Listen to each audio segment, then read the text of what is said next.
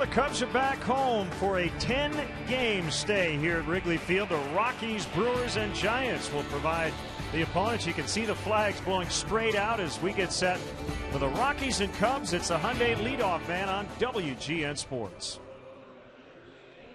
Hi again, everyone. I'm Len Casper. Welcome to the leadoff man. We hope your Friday is going well. The Cubs welcoming in the Rockies. This is the first meeting between these two clubs. The Rockies have won 5 in a row, but they're still mired in last place in the National League West.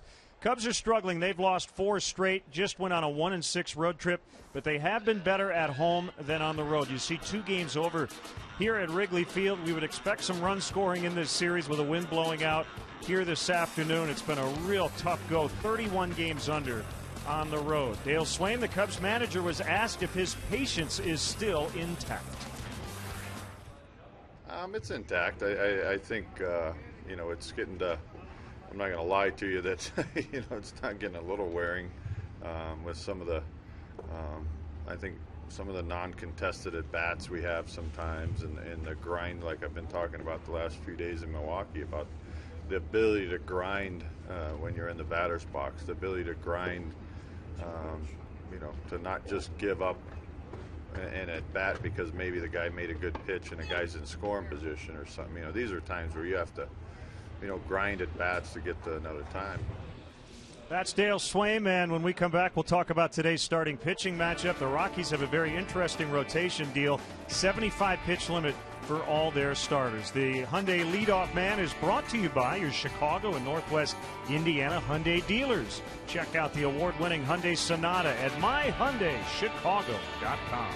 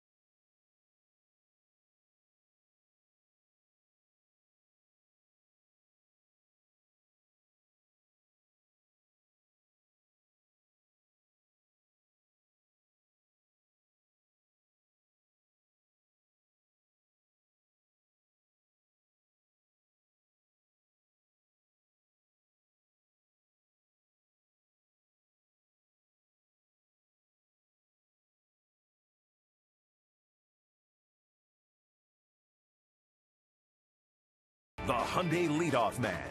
Brought to you by your Chicago and Northwest Indiana Hyundai dealers. Check out the award-winning Hyundai Sonata at myhyundaichicago.com.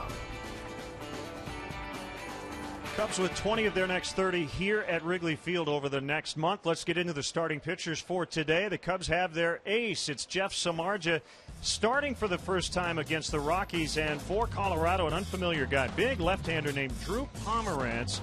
He came over from Cleveland in the Ubaldo Jimenez deal last year.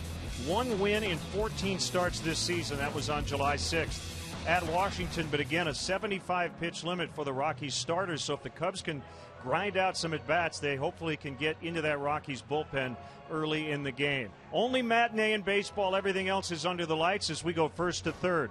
Mike Trout of the Angels, the youngest player to have a 40-20 season at just 21 years old and 16 days. Barry Zito for the Giants. They've won 4 in a row, beating Atlanta. They have a 3-game lead over the Dodgers out in the West. And the White Sox, hosting the hottest team in baseball, the last-place Mariners, have won 8 in a row. We have Cubs baseball coming up. We'll check on the minor league report next.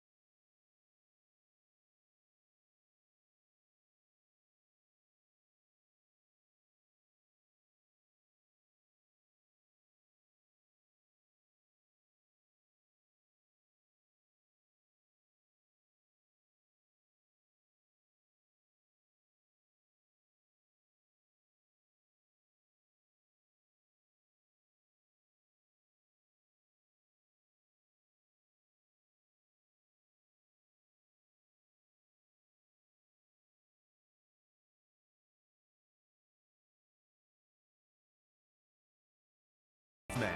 Brought to you by your Chicago and Northwest Indiana Hyundai dealers. Check out the award-winning Hyundai Sonata at myhyundaichicago.com.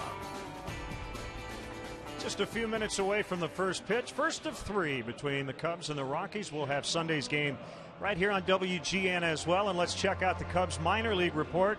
You see some notes on AAA Iowa. And a couple, maybe all 3 of those guys will be here at some point in September. It's been a tough year for the Cubs, 51 and 82. Also, AA Tennessee, Justin Bohr, the first baseman, with 109 RBIs. Jorge Soler off to a good start with Peoria. He's hitting .333. And Albert Almora at Boise hitting .316. He had a 4-hit game yesterday. So we'll have the Cubs hosting the Colorado Rockies coming up next.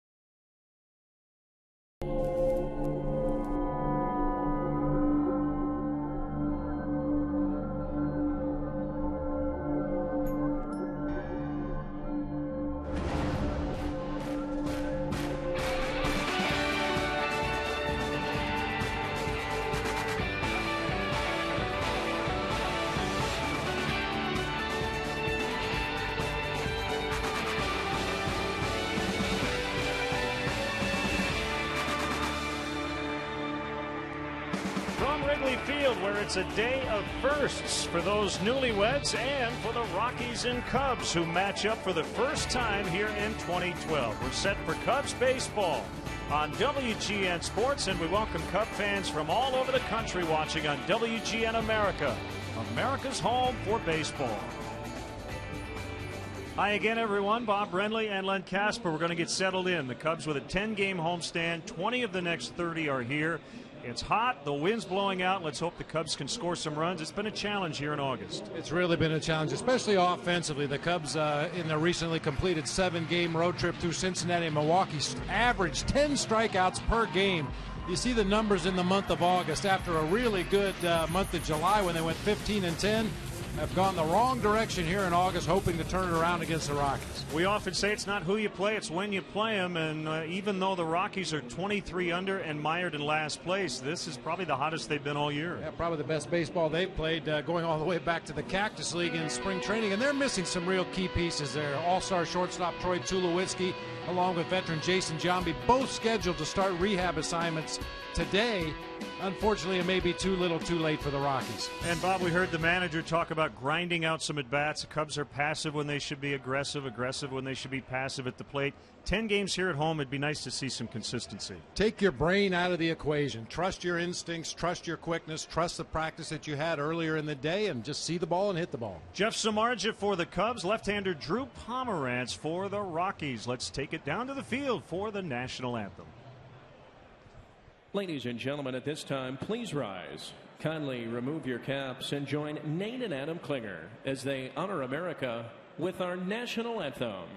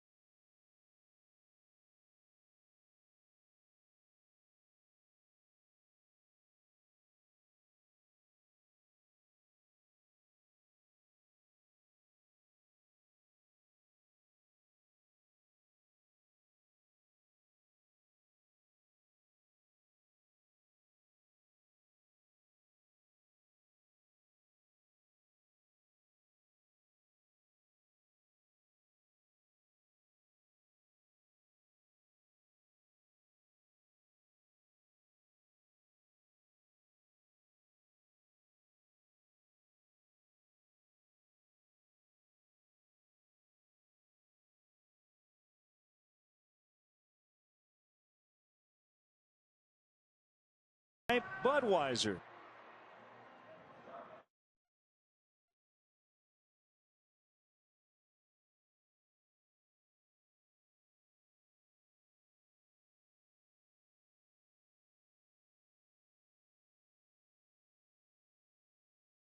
Brought to you by Budweiser. Great times are waiting. Grab some buds. Pepsi Max, the official soft drink of Major League Baseball. 0 calories, maximum Pepsi taste. The Illinois Lottery. Do you believe in the power of possibility? The Illinois Lottery. Anything's possible. And by Ford, manufacturers of more fuel-efficient vehicles than any other brand. Check them out at your local Ford store or online at localfordstores.com. Chicago Cubs baseball in high definition is brought to you by Xfinity, your home for the most live sports. Time to look at today's Mazda drive to victory and what the Rockies need to do. No happy homecoming for these guys, okay? DJ LeMahieu, Tyler Colvin, both having really good first seasons for the Colorado Rockies. And for the Cubs, they need to get right against the lefty. This is the first time they faced a left-handed starter in 14 games. Drive to victory brought to you by your local Chicagoland Mazda dealers. See your Chicagoland Mazda dealer for a test drive today at driveamazda.com. Hey, a reminder, we will be out in the brand new Budweiser patio Tuesday night against the Milwaukee Brewers. I guess if the Brewers are here, we need to be in the Bud patio, out in the Budweiser bleachers. So we look forward to that.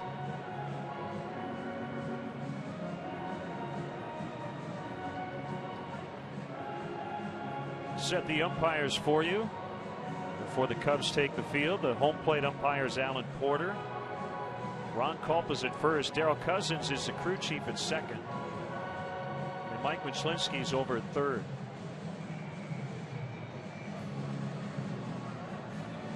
As you would imagine, it's usually the case the Rockies struggle away from home, but they've also struggled at home. We will see them on the final road trip in Denver. They're 13 under at Coors Field, 10 under on the road, so they've technically actually had a better winning percentage on the road, and they just swept the New York Mets in a 4-game series in New York. Let's step aside and see what's coming up on WGN.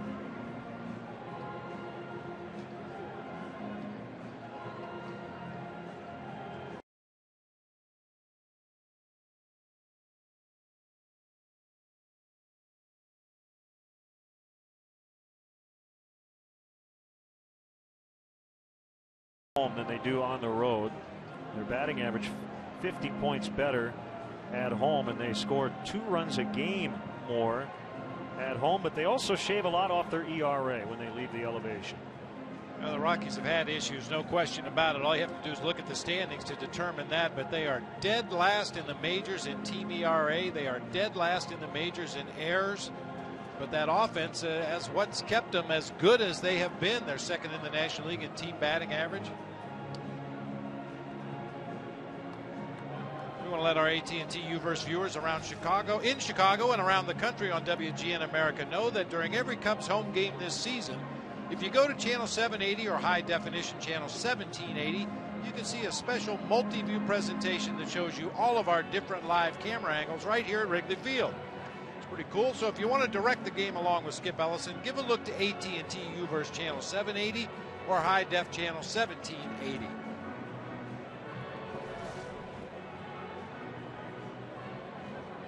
Samardzija will make his 25th start. That leads the team.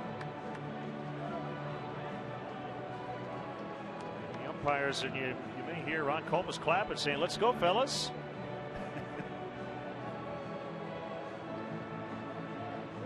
Drew Pomerantz will make his Wrigley Field debut. So Samardzija and the Cubs taking the field. Former Cub Jim Tracy, the manager of the Rockies, and let's look at their starting lineup. Bob mentioned a lot of injuries here. Charlie Blackmon is in right, Michael Kadire on the DL, Jonathan Herrera is at short, Troy Tulowitzki is out, Jordan Pacheco at first, Todd Helton done for the year, Cargo is in left. Ramon Hernandez, the catcher. Former Cub Tyler Colvin has had a very good comeback season, and he's red hot. Chris Nelson's at third. Another former Cub, DJ LeMahieu, will start at second, and Pomerantz, the pitcher, hits ninth. And let's check out how the Cubs take the field defensively today behind Jeff Samardzija. Brought to you by Pepsi Max, the official soft drink of Major League Baseball. 0 calories, maximum Pepsi taste. Well, against the lefty, it'll be Soriano Jackson and Joe Mather left to right across the outfield. Vitters, Castro, Barney, and Rizzo third to first across the infield. Wellington Castillo behind the plate today for right-hander Jeff Samardzija. Off a rough one against the Reds at Great American Ballpark. Surrendered 3 home runs in that ball game. Miguel Cairo, Todd Frazier, Xavier Paul all getting to Jeff Samardzija. A couple of them were pretty good pitches. You just got to tip your cap to the hitter. Xavier Paul, however, hit his about 9 miles to right center field. We saw a lot of the Rockies down at Cactus League. But because of the quirky schedule, this is the first matchup. How about the Brewers will play in Pittsburgh for the first time this season tonight, and that's a division rival. Yeah, you can almost explain away the Cubs and the Rockies situation because they play in different divisions, but that is really odd for the Brewers and the Pirates to go this deep into the season before hooking up. Here's a right fielder, Blackman.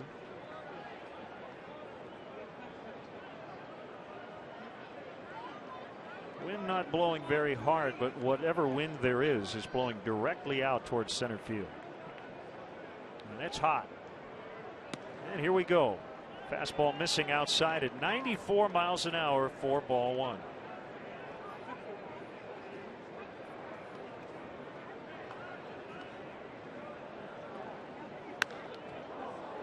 Little floater out into left center. It'll be run down by Brett Jackson for the first out.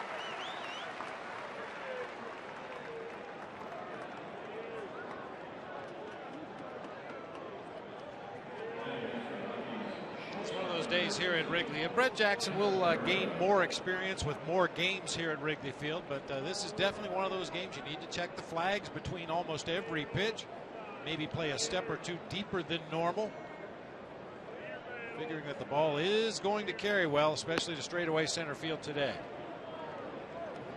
96, ball 1 to switch hitting Jonathan Herrera, playing short. This is the Cubs' 59th home date. This is only the 10th time the wind has blown out. 91 degrees. I'd say it's warm. If you're in the sun, you might melt.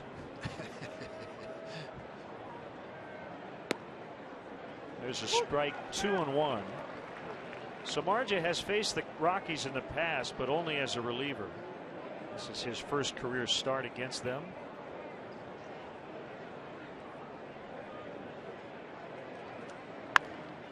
On the ground, not hit hard, and Castro will charge, and it gets right past him. Well, the one thing he did that you're supposed to do is he didn't let the ball play him. It may have taken a little bit of a squirrely hop and got away from him, and that'll be an error. Not sure what happened. Yeah, tough to figure.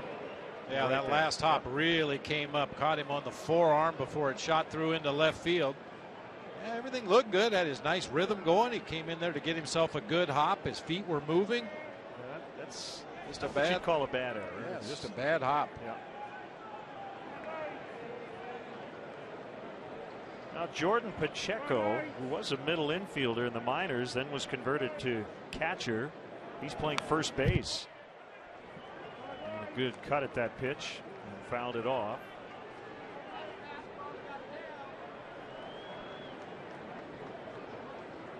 Pacheco, a valuable guy to have on a ball club, Len. You mentioned he was an infielder coming up through the minor leagues, converted to catcher. Playing first base today. He can play outfield. Not sure what his future is with the Rockies organization, but any guy that can play that many positions and carry a batting average over 300 is valuable. It's going to drop. Mather will fire to second, but it's going to be late. Herrera had to make sure it got down before he took off. So they have 2 on with only 1 out for their best hitter, Carlos Gonzalez.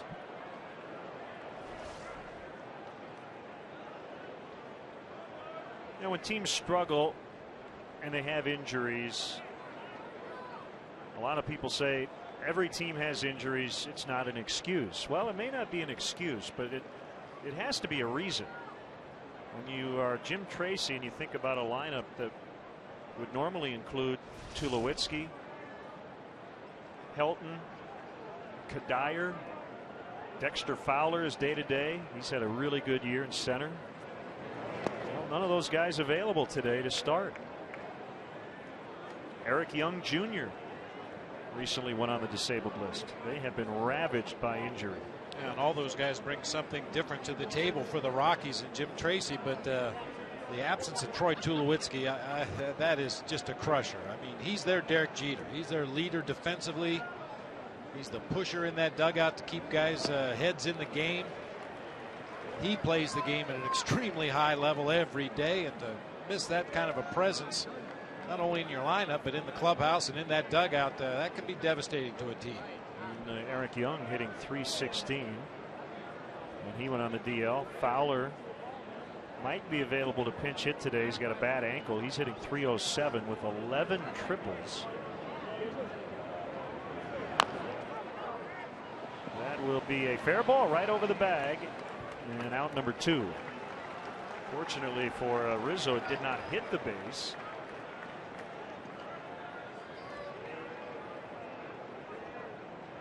It looked like that ball might go into foul territory as it made its way down the first baseline, but that last bounce kicked it back further into fair territory, right over the bag. Rizzo right there to make the play. Easy out at first, but 2 runners now in scoring position for veteran catcher Ramon Hernandez.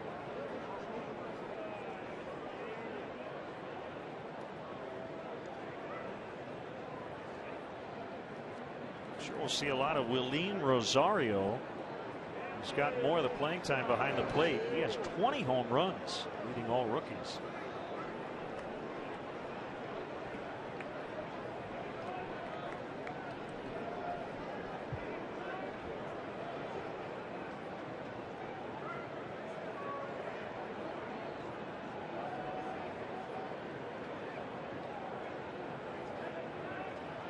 .1-0 pitch. Late swing and a rocket hit foul. We'd love for you to keep in touch. You can email us at lennonbob@tribune.com and follow us on Facebook and Twitter as well.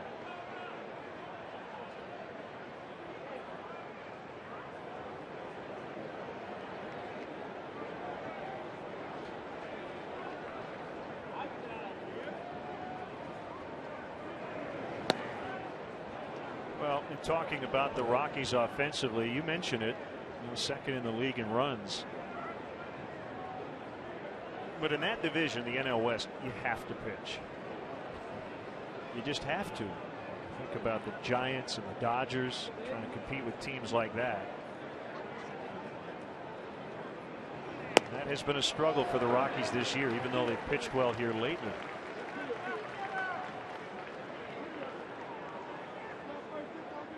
And that is always a challenge to pitch well when you play half your games a mile above sea level. Still trying to figure out exactly the right kind of pitcher to bring into Coors Field to anchor your rotation. They've tried sinker ballers, they've tried hard throwers. Needless to say, breaking ball pitchers have not had a lot of success pitching at Coors Field. Just tough to get much break with that thin air.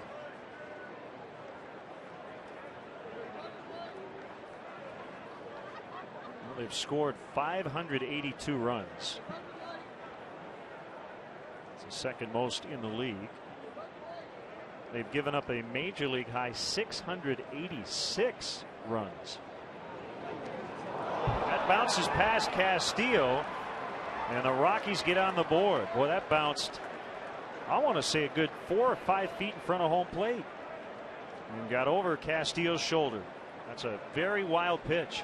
1-0.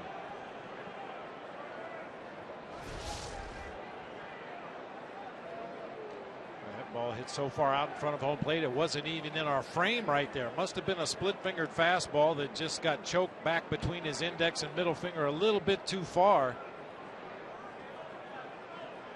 Tough to block for any catcher. Castillo tried to shift slightly to his right and come up out of his crouch, but it still went over his shoulder to the backstop. Hernandez takes a walk. Now, as bad as that looked, Bob, you know, we've talked with Mike Borzello, the Cubs catching instructor, and a lot about that splitter. You know, he's really pounded home the idea to Castillo and Clevenger to get Samardzija to go low to high with the splitter. He'd rather have that pitch hit in the dirt in front of home plate than to have the splitter be up. That makes a lot of sense. That pitch is really not supposed to be a strike. It's really only effective when it is either at the very bottom of the strike zone or in the dirt somewhere around home plate. Maybe a little bit to an extreme on that wild pitch as far out in front as that one hit, but split fingered fastballs that get thrown in the strike zone tend to get hit pretty hard. Speaking of hit pretty hard, Tyler Colvin has done that all year.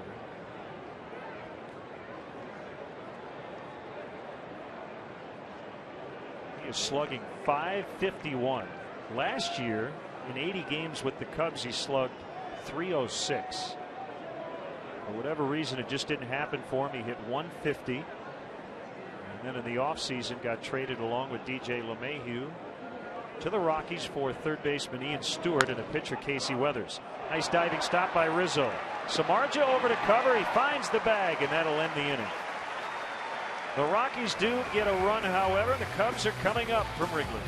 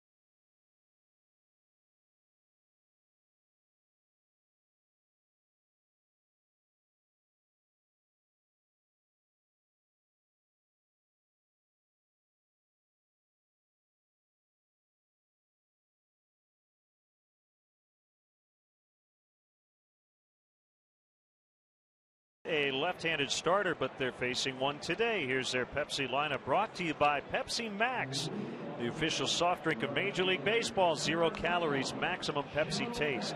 Mather, Vitters, and Rizzo at the top. Soriano, Castro, and Castillo in the middle. Wellington has been really good at the plate here lately.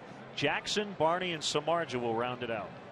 Take a quick look at the Rockies defensively here this afternoon. Carlos Gonzalez in left field. Tyler Colvin, the former Cub, in center. Charlie Blackmon over in right field. It'll be Chris Nelson and Jonathan Herrera on the left side of the infield. Former Cub DJ LeMahieu at second. Jordan Pacheco over at first base. Veteran Ramon Hernandez doing the catching today for left-hander Drew Pomerantz. Pomerantz, a #1 draft pick of the Cleveland Indians just a couple of years ago, made his way through the minor league system rather quickly. Part of that experiment that the Rockies have going on, whatever you want to call it, piggybacking, hybrid pitching. Has only gone 4 innings in each of his last 4 starts. Will be limited to 75 pitches once again today. His first career pitch here at Wrigley Field is a called strike on Joe Mather. He was in there for DeJesus. Last 14 games, the Cubs faced a right-handed starter. This is the first time they faced a lefty since they were shut out by Clayton Richard 2-0 in San Diego on August 8th.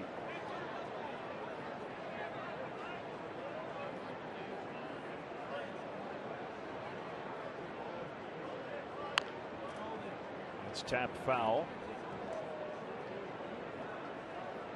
Yeah, we'll get more into the the system the Rockies have for their starters. It's unique. The team in baseball doing it quite the way they've done it. They did tweak it recently. A line shot to right, and Blackman will make the waist-high grab for the out. Well, Bob, they got to mid-June. Their starting rotation was just in awful shape. Looked like they were pretty much out of the race, so they decided to go with Project 5183. That's the elevation of Coors Field. At the time, it was a 4-man rotation in which the starting pitcher gets just 75 pitches before one of several rotating hybrid relievers is brought in and limited to 50 pitches. Now they've added a 5th guy as Jhoulys Chacín just came off the disabled list. But as we showed you on the graphic, over their last 66 games, their relievers have 17 wins. Their starters have 9. Bob, the starting pitchers over the last 66 games for the Rockies have 7 more innings than the relievers. So we're going to see a lot of the Rockies bullpen this weekend. And the 75 pitch limit would be, as you would imagine, it's an effort to get the starting pitcher to be more efficient, get early outs in the count. It's worked very well here lately. It hadn't before that. But, Jim Tracy's point was, you know what? We don't want to just be average. We're looking to do something to mix it up to try to get our staff to be better. So they decided, why not experiment? Well, needless to say, a 75 pitch limit on the starting pitcher, unless he is very efficient and can get through 5 innings, he's not going to be involved in any kind of positive decisions. He's either going to get a no decision or a loss, which has been the case for Pomerantz. His last 3 starts, 3 no decisions, 1 loss, 4 innings in each one of those outings. Yesterday, a good example of this system. They beat the Mets 1-0 in New York. Tyler Chatwood, the starter, went 3 innings. He gave up no runs. LeMahieu goes out, and he makes a really nice catch. Might have some water in his eyes. He probably looked directly at the sun, but even through those shades, that's a tricky proposition. Boy, and he hit the ground hard after making that catch, looking back up into the sunshine, trying to shade his eyes, and really doesn't get an arm or anything down to protect himself. Really went down hard on that left rib cage. Might have knocked the wind out of himself momentarily. Maybe that's why his eyes were watering. So yeah, so Chatwood yesterday, it took him 65 pitches to get through 3. And that was it. He got taken out. Rex Brothers was their 3rd pitcher in the game, and he got the win.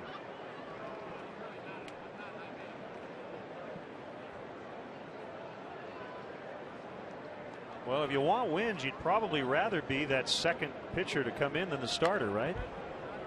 That sounds like it. Well, you know, the win is a much maligned statistic. Used to be you just look at starting pitchers and how many wins, and people would say that guy must be the best guy in the league, whoever has the most wins. But we've looked at a lot of other numbers that seem to be better indicators of the effectiveness of a starting pitcher. Especially with the Rockies system, because rarely will the starting pitcher of a ball game even have an opportunity to get involved in a decision, as I said, other than a negative one. He can get a loss, but he can't get a win. Rizzo pops into center, and this will be a 1-2-3 for Pomerantz. That's Colvin, and that's the inning. Rockies lead early, 1-0 after 1.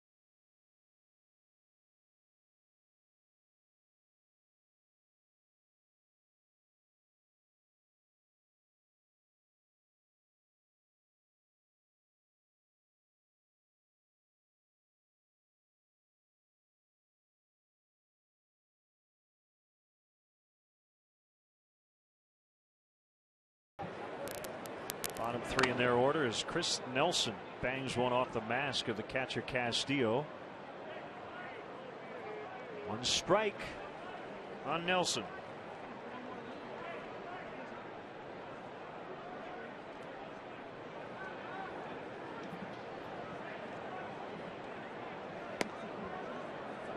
'97 on the Heat, but some late movement in off the plate.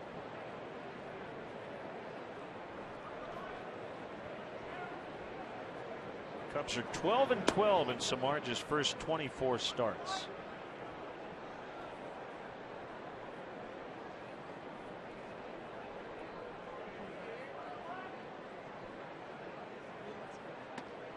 In this year of the starting pitcher shutdown around baseball, we have not heard any sort of official plan or word on whether or not Samardzija will be shut down before the season ends. Came in with 144 2/3 innings. That ball hit the very deep left center, and it's going to go. Nelson with his 6th homer of the year. 2-0 Rockies.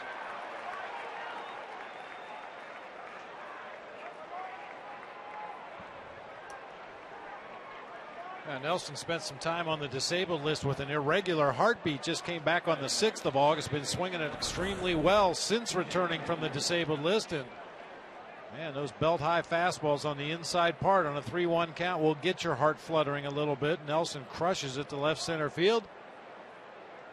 Rockies spread their lead to 2-0. Now DJ LeMahieu, who's playing second base today, he's played some third for the Rockies as well. Cubs 2nd round pick out of LSU in 2009.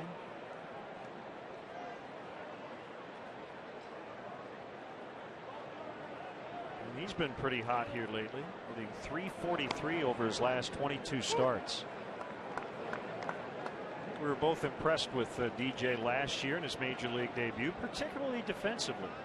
Very solid defender no matter where he plays on the field. Very accurate throwing arm. Bounced up the middle, base hit. You saw Castillo wanted that fastball up out of the zone. But LeMahieu went up to get it and rolled it into center. Yeah, the book on DJ LeMahieu is a member of the Chicago Cubs. You see Castillo asking for that fastball up above the belt. It was right about belt high, but out over the plate. LeMahieu just bangs it back up the middle of the field. But the book on LeMahieu was solid, fundamental player. Always in the right place, never makes a bad throw.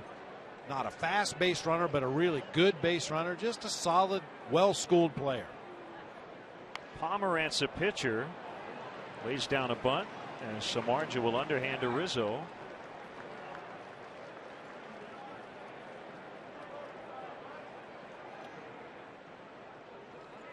Bob, we want to send out congratulations to our executive producer, Bob Borwald. This week, his 30th anniversary at WGN Television. Started out as a sports assistant way back in, well, let's see, 1982.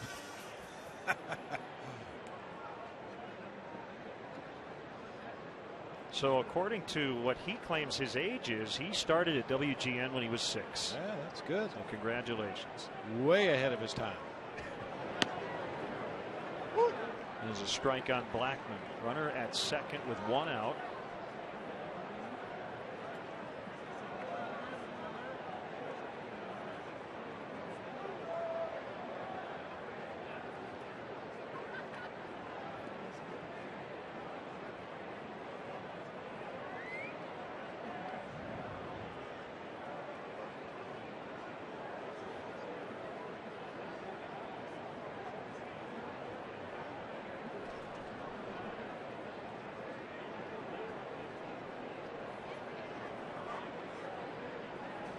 See LeMahieu dancing off second. Now 1-1 on Blackman.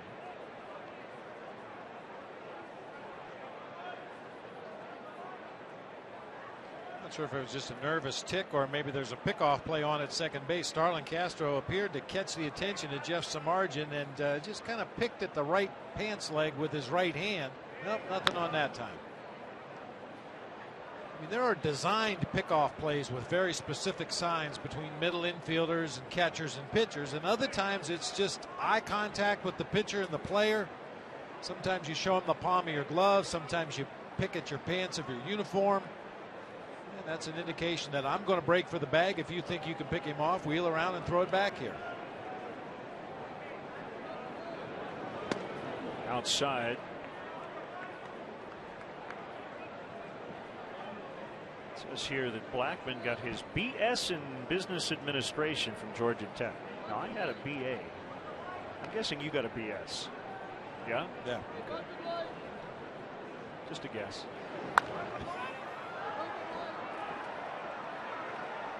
Not from Georgia Tech, but No.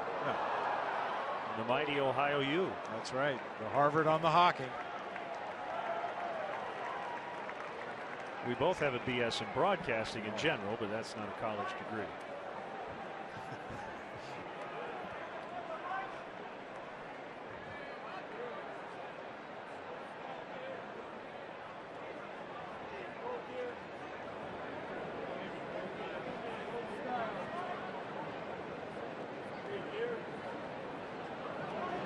Swing and a miss. He got him on a splitter for his first strikeout. Hey, fans, the Cubs host the Rockies tomorrow afternoon right here at Wrigley Field. Game time is 12:05, but iPhone users should plan to arrive early. The first 10,000 fans will receive a Cubs iPhone skin, compliments of Starwood Hotels and Resorts. For more information and to purchase tickets, visit Cubs.com. 2 outs. It's Herrera who reached on the Castro error and scored in the first. Well, that'll be a mouthful if he makes a defensive mistake. It'll be a Herrera error. Herrera error. And his time, I guess, in Colorado is the Herrera era.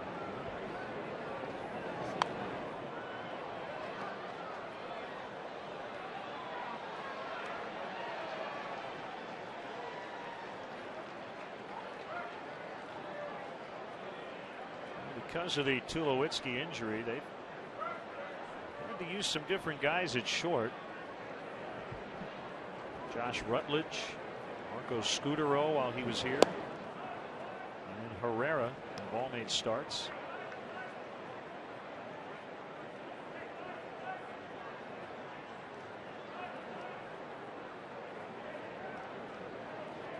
Scudero was traded to the Giants back in late July.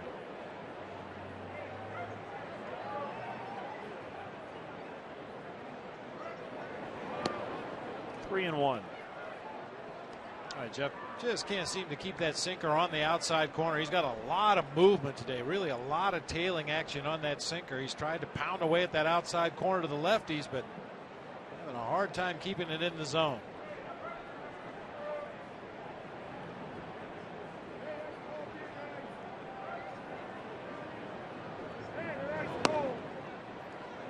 Just again outside.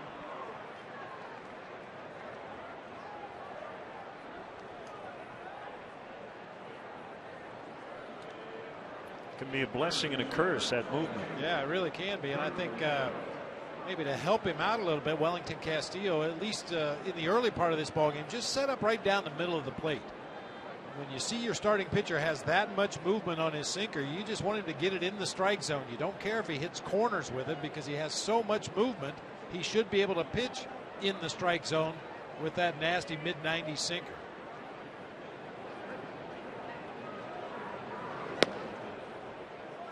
Pacheco takes a slider off the plate.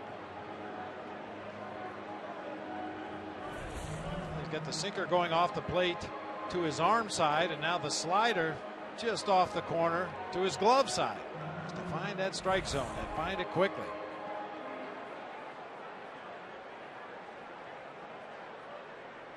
Chris Bosio looks on. Nelson led off the inning with a home run. LeMahieu singled. Pomerantz sacrificed him to second. Blackman struck out, and then Herrera walked.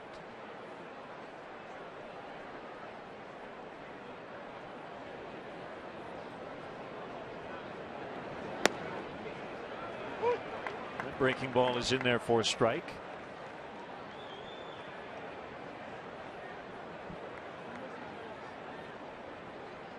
Wind has shifted a little bit more right to left now as opposed to straight out. And you talked about it. Cubs outfielders having to check those flags really between every pitch. Couldn't hold up. 1-2.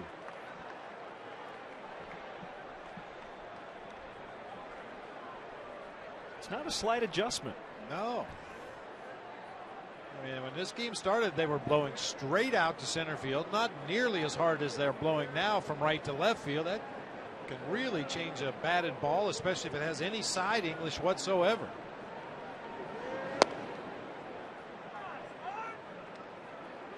When balls hit into the gap, it could be a determining factor in which outfielder calls off the other one, depending on which direction the wind is blowing. Could be pushing a ball more toward Soriano and away from Brett Jackson.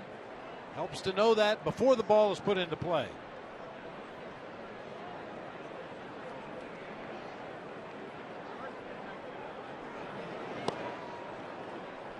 Low and outside on a fastball. That one missed by a lot. 3-2. Runners will be on the move. Former Cub Glenn Allen Hill, the first base coach. Trying to get a good angle there, I guess. Close to home, but out of the box. We'll have to ask Glenn Allen what the advantage is in doing it that particular way. We know a lot of base coaches that get far down the line to protect themselves, but I've never seen that particular maneuver. Called strike 3 as Samardzija gets out of the inning. Nelson with a leadoff homer. It's 2-0 Rocks.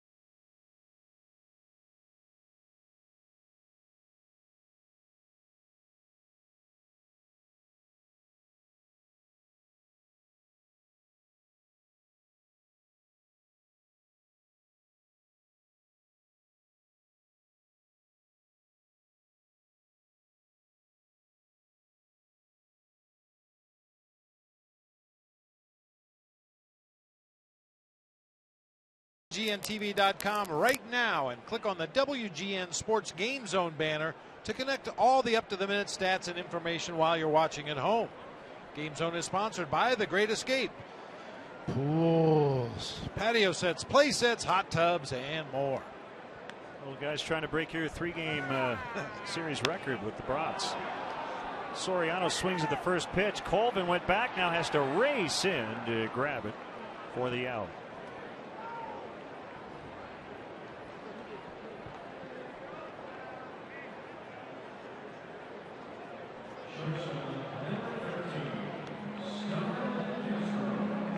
Didn't get a chance to chat with Jim Tracy before the game, but what if one of his starters has a no-hitter? I would assume 75 pitches and see you later, right?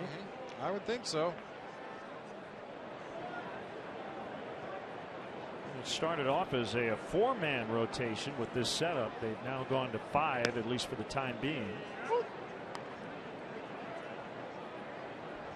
The first pitch strike on Castro.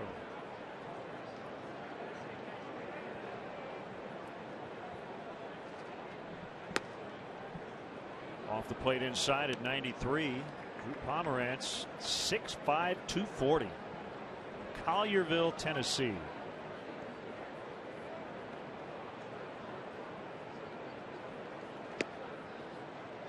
It just seems to be the opposite of what most organizations and pitching coaches are talking about in talk show radio and baseball fans. Why can't pitchers throw more than 100 pitches in a game? Why can't they throw a complete game? Why don't managers let pitchers stay in the game? And the Rockies are going completely the other direction. They're going to shorten their starters up. They're going to patch it together with the hybrid pitching staff. I really think, well, I said this before, I think we're going to have a tough time signing free agent pitchers. They always have had anyway in Coors Field, but especially now when you've got very little chance to get a decision if they stick with this program, it's going to be tough to get starting pitching to sign up for that program.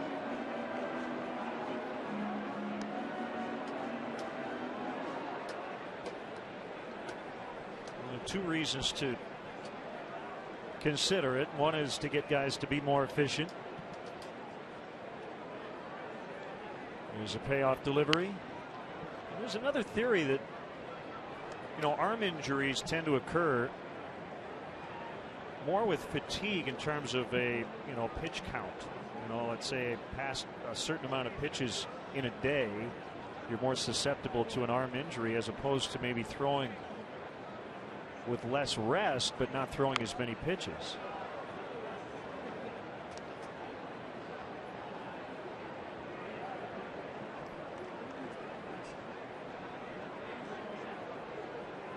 Castro hanging in there. I did see a quote from one of the Rockies pitchers who admitted, though, that he ends up looking at his pitch count a lot throughout the day. You definitely don't want your guy to be distracted by that as Castro draws the walk.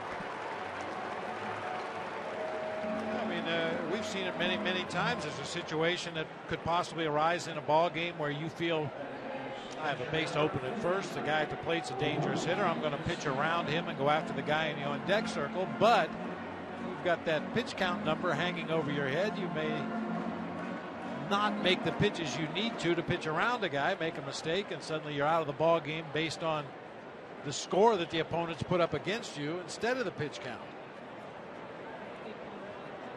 Now the catcher Castillo. Cubs have their first base runner and a foul strike. Foot's feeling better. It seemed to be the cause of the foot problem was some new shoes and they were too tight. So he went back to his old spikes.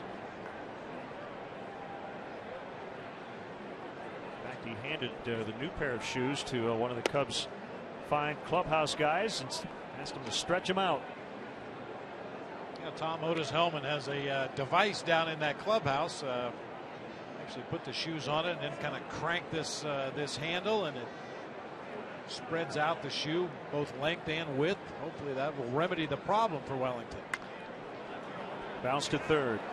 Nelson, LeMahieu, double play. And the inning comes to a very quick end. 2-0 Colorado after 2.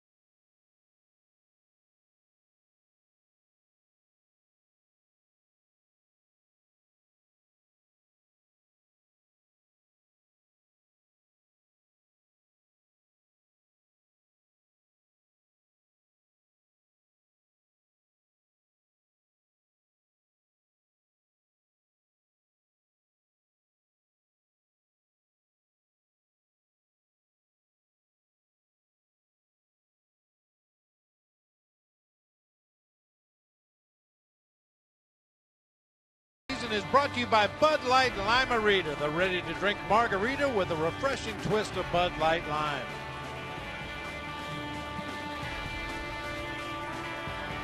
Cubs trail the Rockies 2-0. And a happy 60th. Dad? You know who you are, Dad. There's a man they call Cargo. Recently on the bereavement list, missed 3 games, attending to a death in the family situation.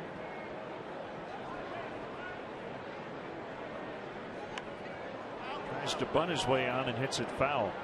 Interesting, Carlos Gonzalez was a Gold Glove winner in 2010. He played all 3 outfield spots. This year he has played left field exclusively. We've talked a little bit about the Gold Glove chances of a couple of Cubs. Darwin Barney at second and Alfonso Soriano in left. If I had to make a prediction, my guess would be Gonzalez is the top candidate in left. But Soriano should garner some attention. He hasn't committed an error all year, and he's made a lot of improvements with the glove out there in left. And they've changed the Gold Glove outfield awards. Now it's a left fielder, center fielder, and right fielder, as opposed to just the top 3 in the outfield.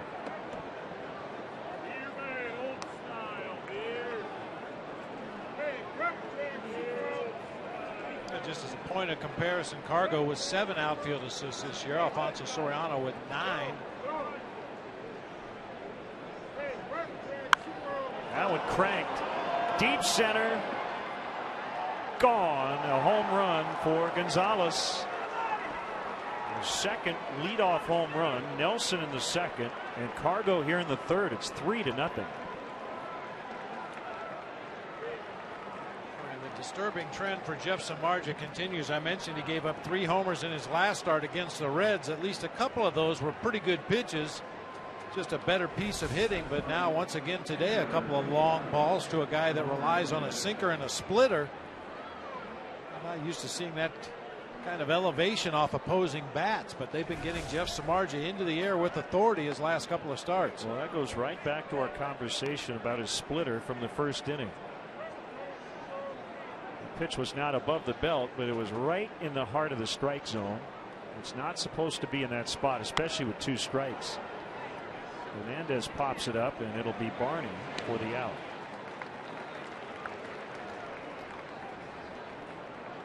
I mean, if it's the first pitch of an at bat, you're just trying to get one over, that's one thing. But with 2 strikes, you know Gonzalez is going to be swinging. This is not where that splitter can be. Yeah, that was not really a good splitter that time from Jeff. Very little downward movement, just kind of fluttered up there like an off-speed pitch, and Cargo stayed right on it, hit it to center field for a long home run. Now, the term you hear a lot with that splitter is bury it. Pitching coaches, managers, they'd rather see that splitter in the dirt on a 2-strike count. You're more likely to get a swing and a miss if you fire that split finger up there at the bottom of the zone and let it bottom out in the dirt.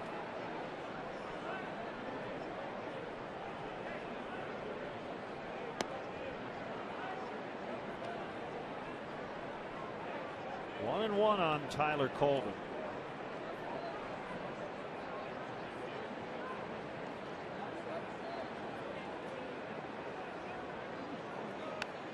He's seen some time at first base, as well as all over the outfield.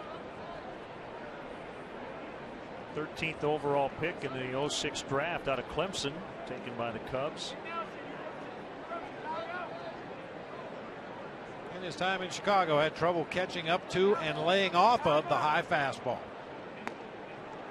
Swings and misses. Castillo dropped it, but he'll get it to Rizzo in time.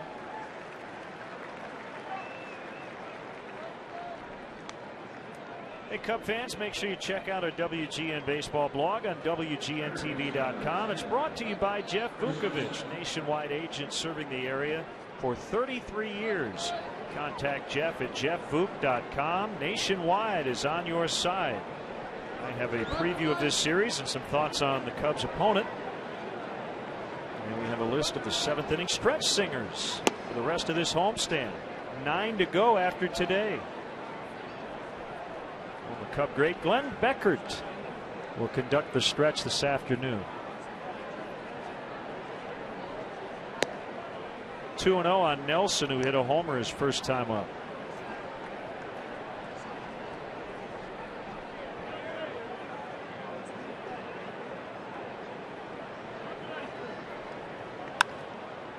On the ground to Barney. This will end the inning. Rockies with their 2nd home run in as many innings. Gonzalez this time with his 21st.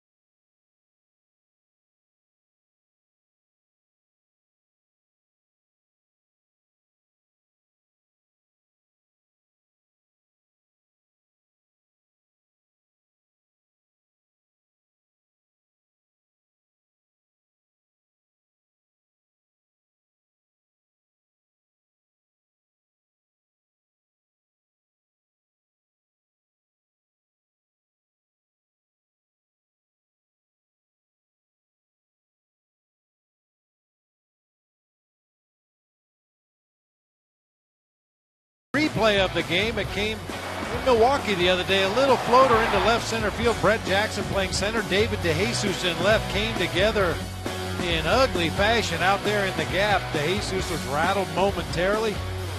Brett Jackson just getting over a case of whiplash, but both players remained in the game. Brett Jackson right back in there again today. See what's possible with AT&T UVerse high-speed internet. AT&T, rethink possible. DeJesus took the worst of it. Banged up his hand. Also at the end of that play, Jackson's foot actually hit DeJesus in the head. David's fine. He said he, right after that play, said a little prayer. And I think thanked the man upstairs for both those guys getting through that unscathed, but they both admitted it could have been a lot worse. A lot worse. David was going to get the day off today either way against the lefty, so he gets 2 days off and he'll be back in there tomorrow.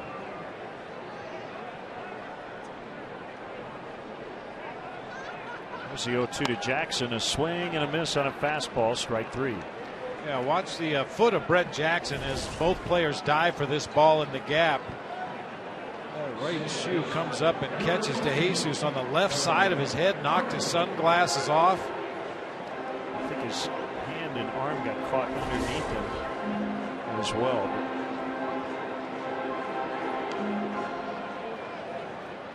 It's one of those plays where it's almost unavoidable. You have 2 guys, very athletic outfielders, not afraid to dive, and you're not calling for it, but you're not giving up on it. He's in no man's land.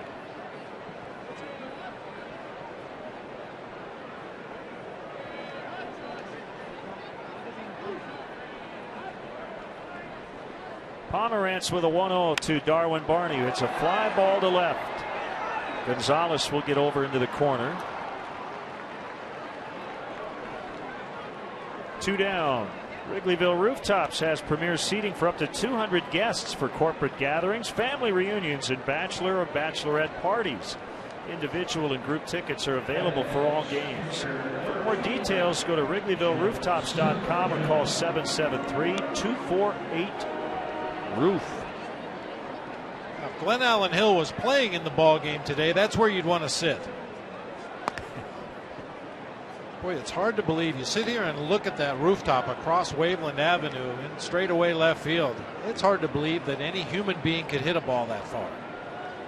But Glen Allen Hill did it.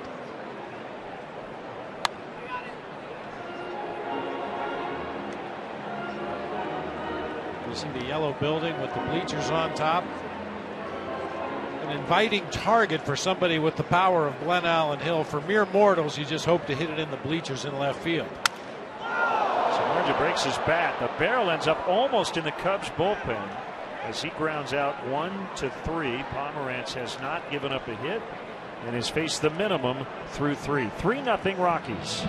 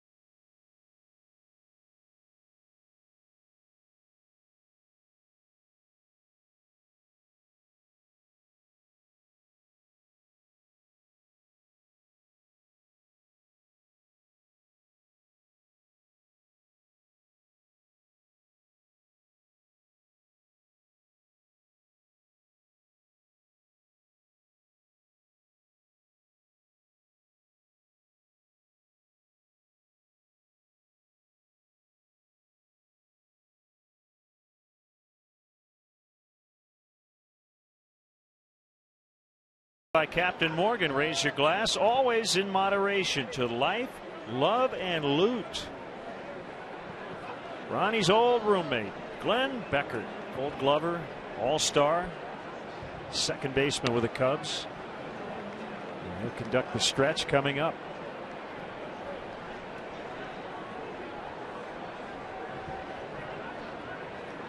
As we start the fourth, Jeff Samardzija with 60 pitches through 3 runs allowed. Pomerantz 34 pitches, no hits through 3. Again, over the last 66 games, the Rockies have had a starter go 7 innings 1 time, 6 innings just 10 times. Castro can't get it, and LeMahieu is 2 for 2.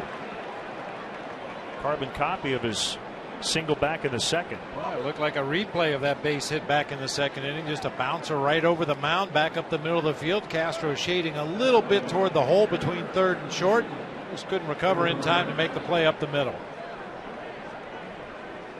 Another pitcher, Pomerantz, right-handed batter, left-handed pitcher.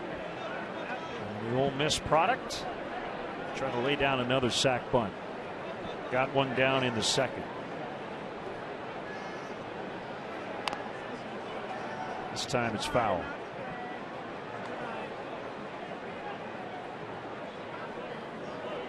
Pomerantz came over from the Cleveland Indians in the Ubaldo Jimenez trade on July 31st last season.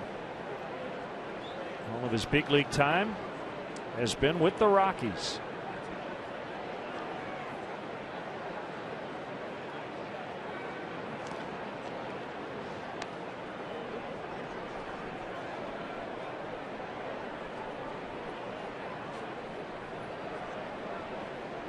fact, Pomerantz was the Rockies' #1 prospect, according to Baseball America, going into this season.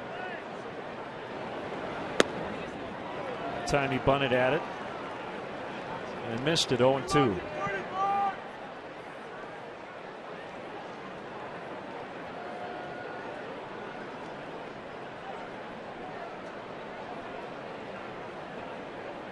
Rockies have to get used to seeing some different signs. Tom Runnels, normally the bench coach, filling in at third for Rich Dower, who's away from the Rockies for the weekend and being inducted into the Baltimore Orioles Hall of Fame. So Tom Runnels moving out from his post on the bench to take over the third base coaching box. The best season ticket option in the city continues to be the PNC Club of Chicago. Tickets in this exclusive club come with added benefits, including VIP parking. Your guests will enjoy an all-inclusive top-shelf bar and gourmet food in a climate-controlled suite with celebrities and former Cubs players. For information, contact the Premier Sales Team at 773-404-4200 or Cubs.com/Premier. So 1 out. And here's Blackman.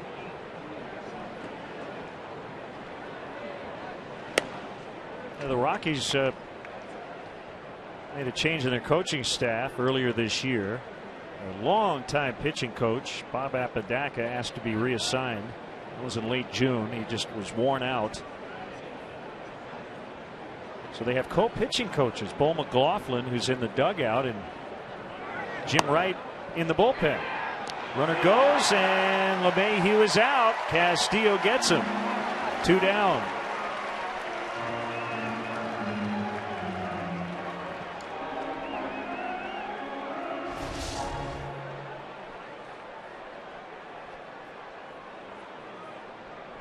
A good throw by Castillo, right on the money to Starlin Castro. LeMahieu looking back at home plate, either to see what was happening back there or possibly expecting a hit and run.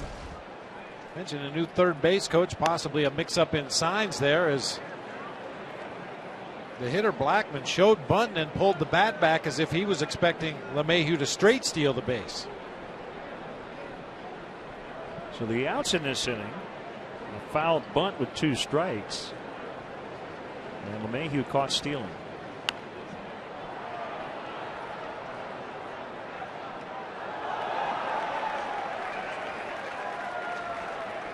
That used to be standard operating procedure. If you were a hitter and the base runner had a straight steal sign, yeah, you put the bat out there as if you were going to bunt. But what happened was catchers would realize, well, they're not bunting. They'd come out of that chute almost like a pitch out, assuming that that batter was going to take the pitch and allow the runner to try to steal.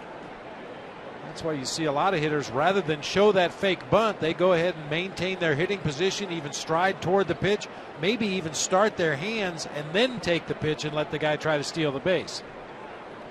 Swing and a miss. That time the splitter was right where Samardzija wanted it. 3-0 Rockies.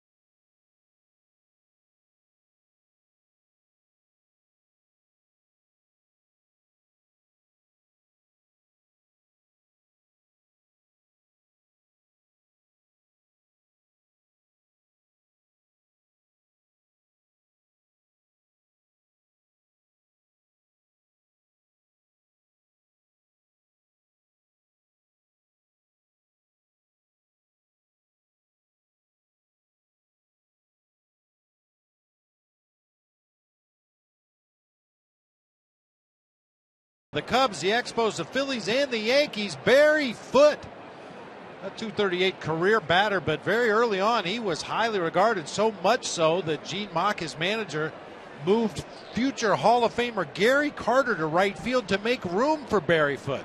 Well, obviously Gary eventually made his way back behind the plate, but Barry had his moment in the sun back in 1980, April 22nd, 8 RBI against the St. Louis Cardinals here at Wrigley. Xfinity Home offers state-of-the-art features that help you stay connected to your home and family anytime and anywhere.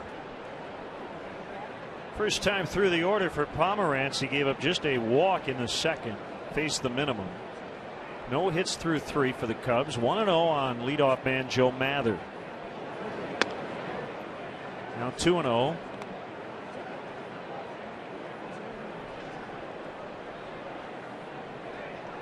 Joe's playing right.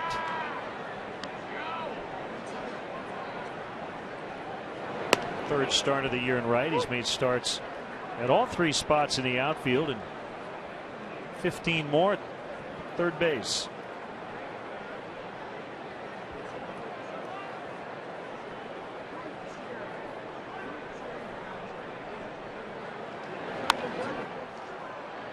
Behind first, and Pacheco makes a catch.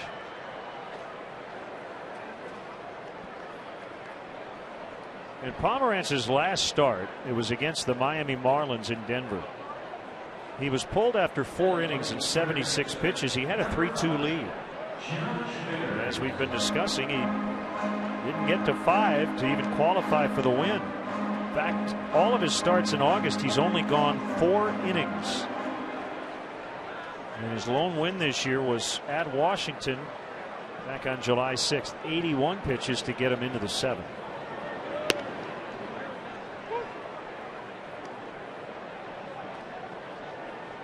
See the problem there for him, Bob, the 4 walks. Yep. And I think that's probably the lesson that's the Rockies coaching staff's trying to impart to the starters. Yeah, you had a 3-2 lead after 4, but if you didn't walk the 4 guys, you probably had 1 more inning in you.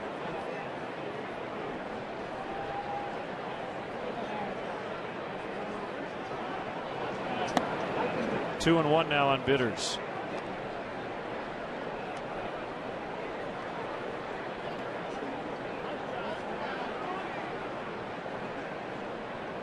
Bitters hit his first major league home run during that Milwaukee series.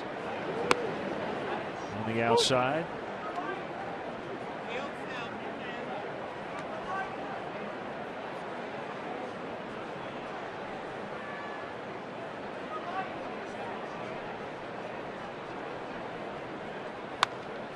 Sharply hit ground ball. Nice play by Pacheco. Let's step aside and see what's coming up on WGN.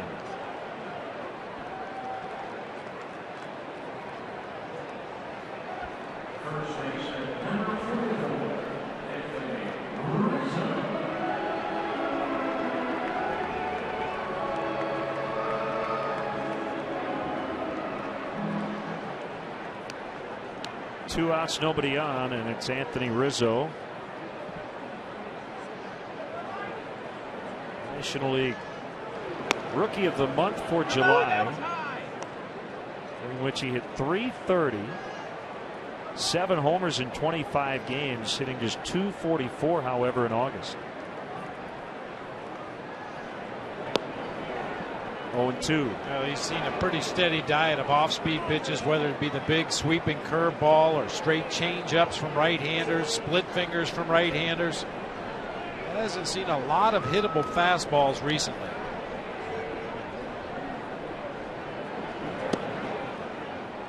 One and 2.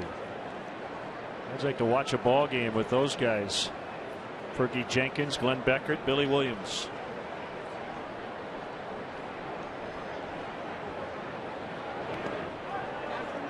They're doing their own broadcast off the air in the suite.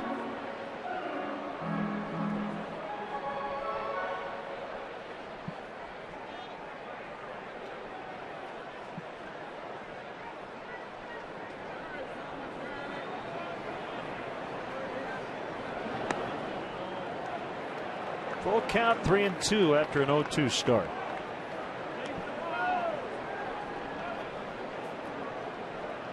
Yes, we never mentioned the arsenal of pitches for Drew Pomerantz. We've seen the fastball in the low 90s, has a big curveball and a straight changeup. The curveball, unlike a lot of left-handers who throw a real loopy, slow breaking ball, a very tight rotation, very sharp late break, good depth on that curveball, as scouts like to say.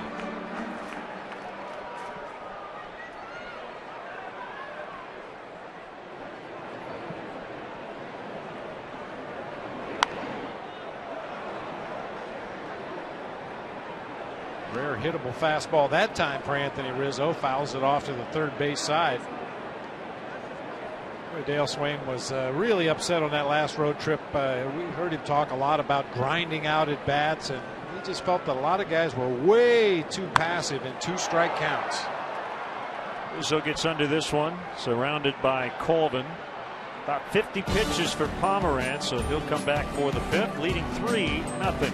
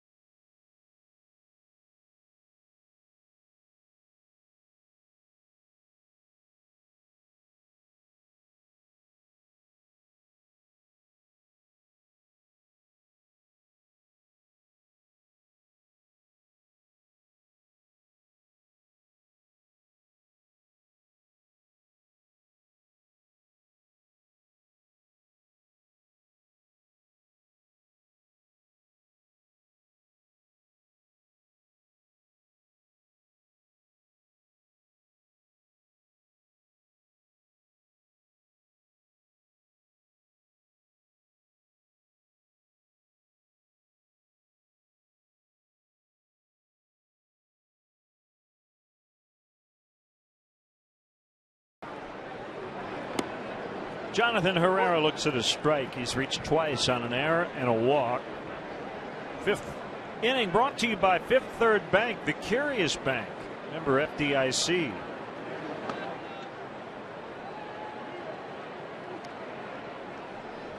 Samardzija has yet to work a 1-2-3 inning. Pomerantz has 3 of them in his first 4 innings. Foul pop, third base side, out of play.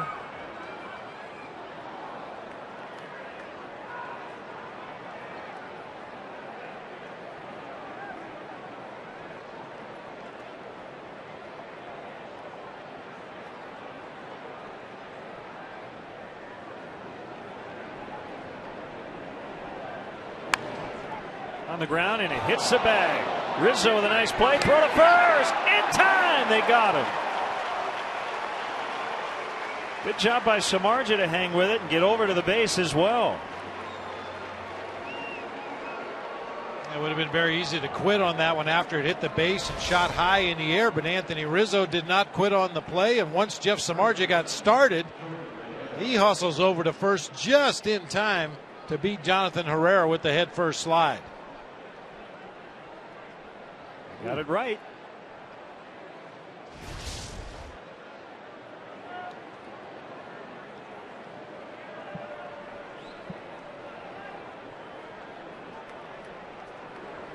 Here's Pacheco, 1 for 2.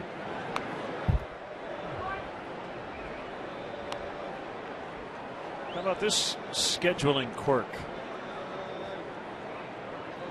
The Rays are off Sunday. They're hosting the A's this weekend. But there will be no game at Tropicana Field because of the Republican National Convention. Got a party on Sunday. So a 3-game series goes Thursday, Friday, Saturday, with an off day Sunday. Soriano will make the catch, 2 down. That'll feel weird. Baseball player being off on Sunday. Yeah. Well, if you need something to do, tickets are available for the remainder of the 2012 Cubs season, including the rest of this homestand against the Rockies, the Brewers, and the Giants, going through Sunday, September 2nd. To purchase tickets, visit Cubs.com, call 1-800-THE-CUBS, or visit the Wrigley Field box office. Now, so those Tampa Bay Rays fans have nothing else to do, come on up to Wrigley, watch a ball game. Probably want to get out of the weather right about then. Yeah, they're hopefully going to avoid the storm known as Isaac.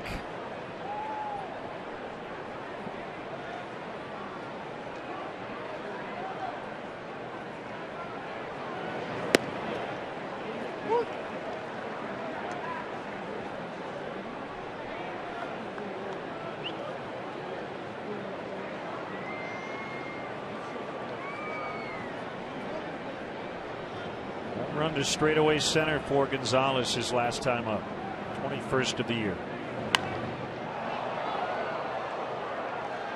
For Cargo, had been a long time, 79 at bats since his last home run before connecting to straightaway center against Jeff Samardzija in his last at bat.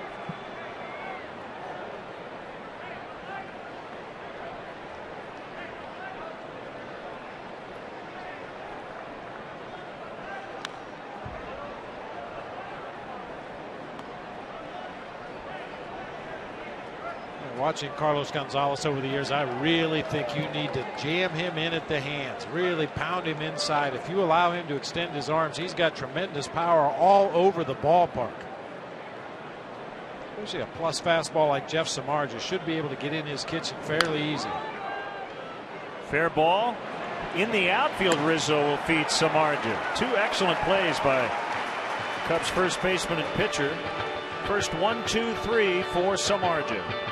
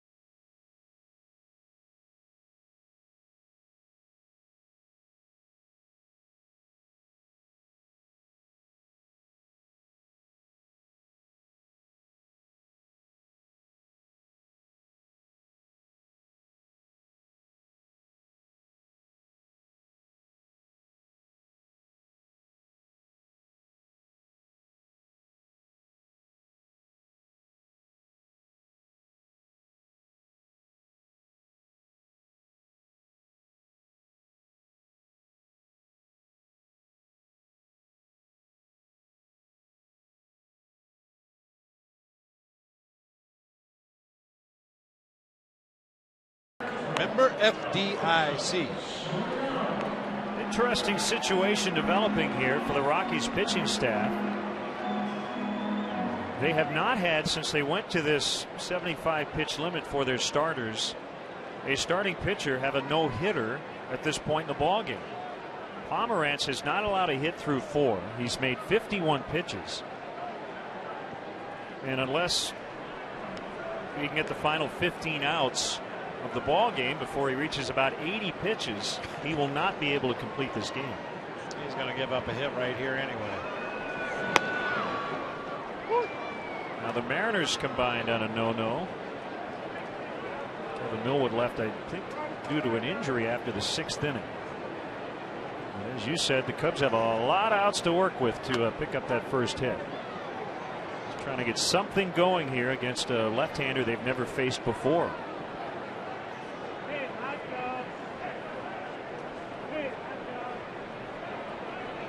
Here's the 1-1. Now 2-1. Sure, Pomerantz isn't thinking about a no-hitter. He's thinking about, can I get through this 5th inning with the lead and qualify for the win? He hasn't even been able to qualify for a win in a month.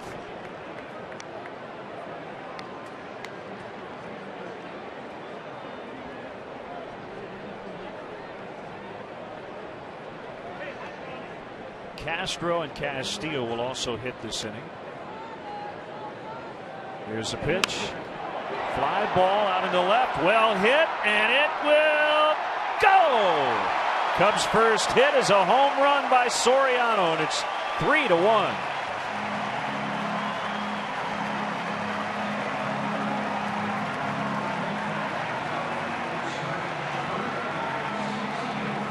'23rd of the season, all coming since May 15th.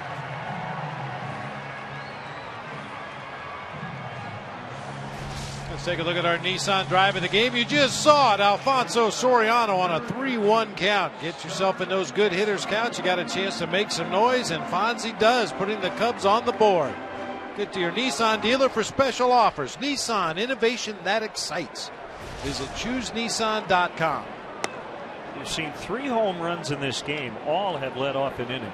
2 for the Rockies, and now the Soriano shot for the Cubs.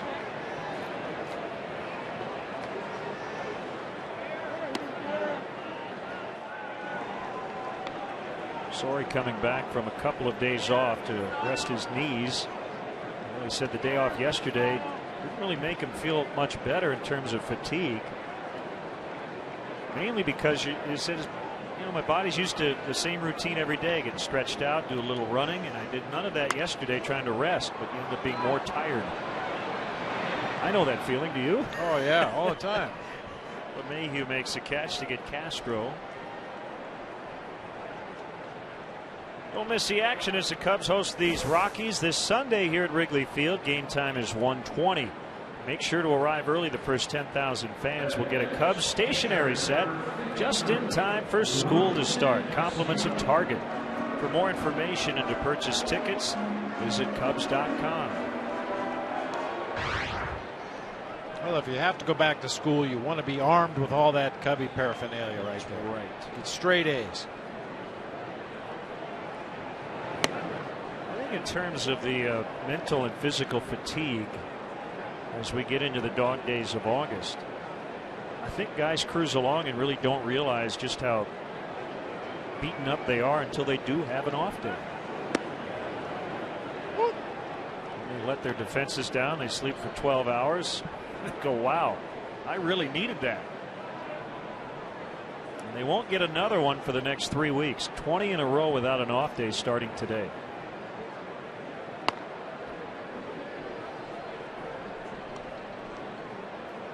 Their bodies get so accustomed, as you said, to the daily routine. What you need to do every day to get ready to play a ball game, what you need to do to get through that ball game, what you do after the game to prepare for tomorrow.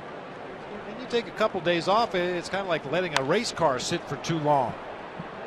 You got to keep the fluids moving through the system. You got to keep everything working in order for it to be at top performance. And the same thing goes for a ball player. And you're absolutely right. You get down to the end of the season and that final game, and you don't know what to do with yourself for the first couple of days, but you wake up that day after the final game of the season and you feel sore spots everywhere. Where did that come from? When did that happen? Why is my hamstring sore? Why is my shoulder sore? Castillo drills this one into the bleachers. 3-2. Cubs are now within a run.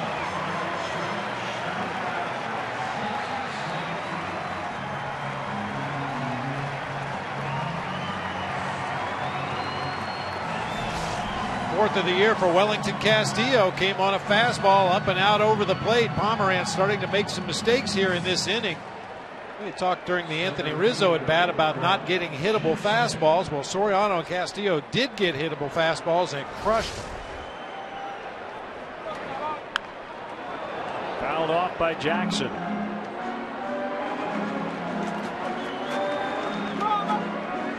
His team with 2 home runs.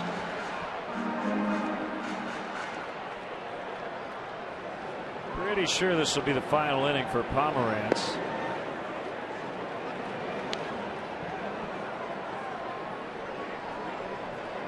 Fifth career homer for Castillo, as Bob mentioned, his 4th this year. 1-2.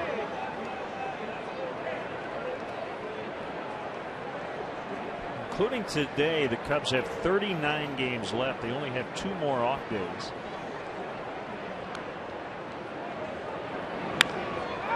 Well hit to left.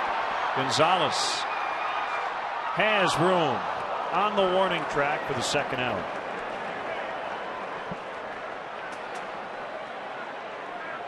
Make sure you join us Tuesday night. We will be in the Budweiser bleachers out in the new Budweiser patio out in right field.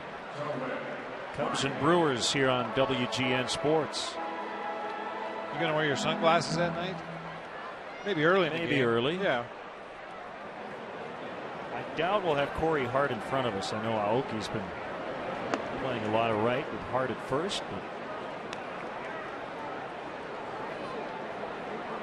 and watching Aoki in that series in Miller Park, he plays an extremely deep right field. He might get a little too close to the Len and Bob show out there. To let him know about it. 2-0 on Barney.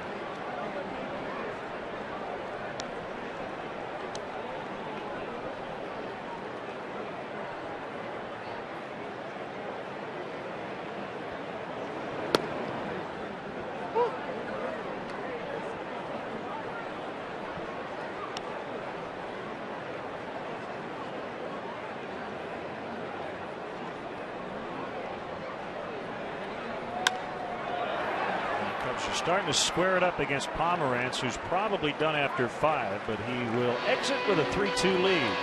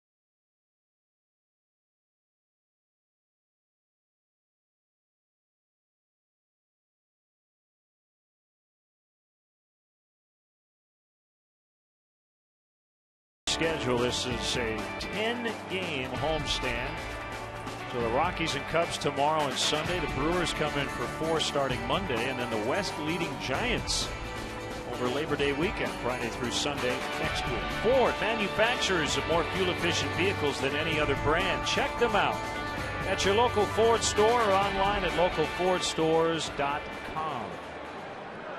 Soriano and Castillo with home runs to get the Cubs back within 1.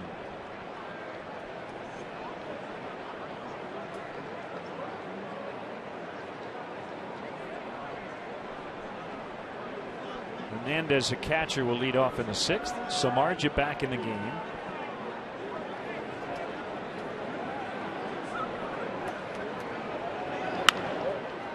Ground ball past a diving Bitters, but it's backhanded by Castro. Lots of time, 1 out.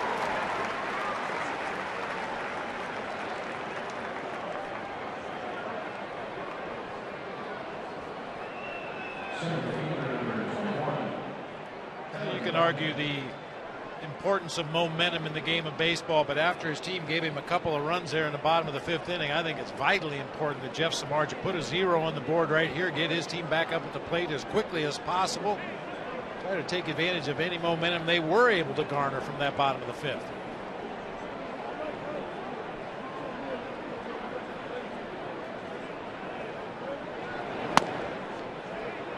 Fastball to Colvin for a strike. There's Josh Renicky. It's his day to be the hybrid reliever. So he will take over in the 6th. You get more gas mileage, I guess, out of a hybrid.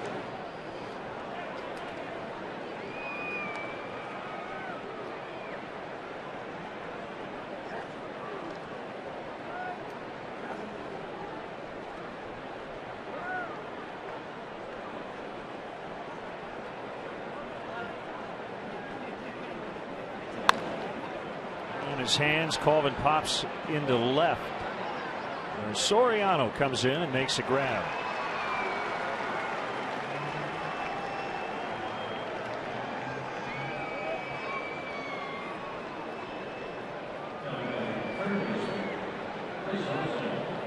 Samardzija is now sent down 7 in a row as he faces Nelson.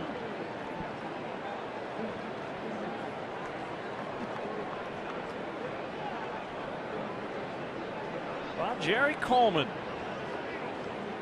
will get his own statue in San Diego. In September. He will unveil a statue in honor of a long-time play-by-play announcer, 70 years in baseball. Oh, doctor! World War II and Korean War vet. And the Marines. One of our all-time favorites. He also managed the Padres back in 1980.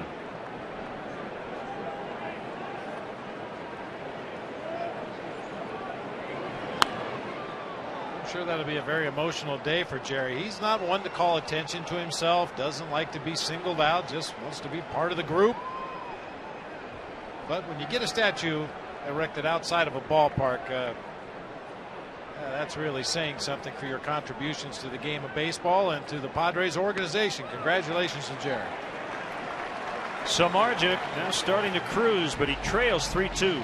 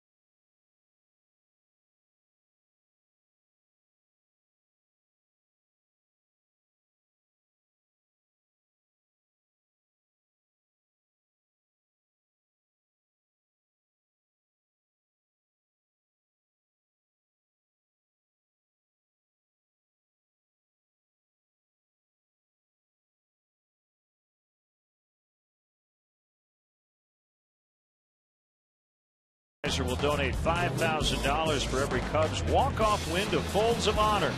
Find them at facebook.com/Budweiser to see how you can help support our nation's soldiers and veterans.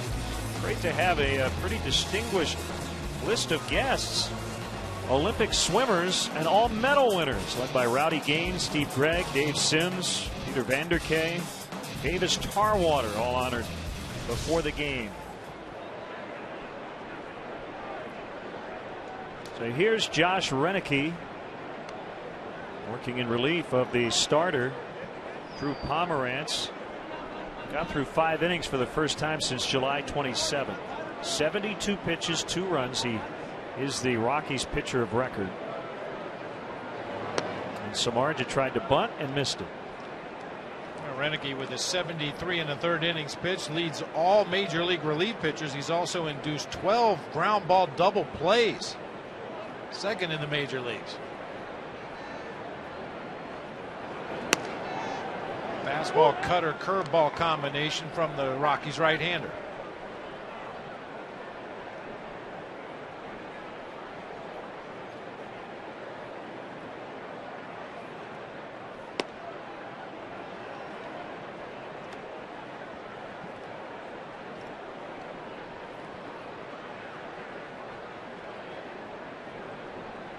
Looking from the stretch with nobody on. Here's the pitch.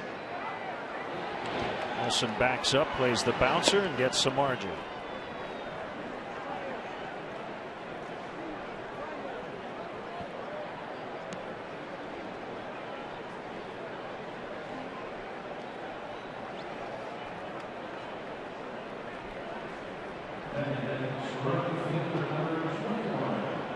Joe Mather.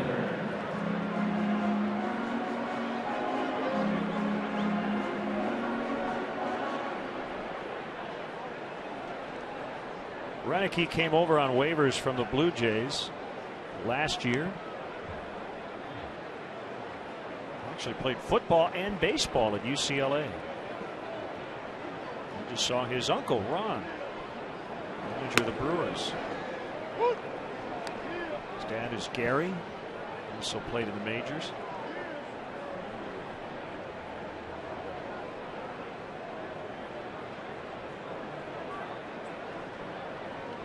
So the Cubs will be facing a team with a Renicky. 10 straight games.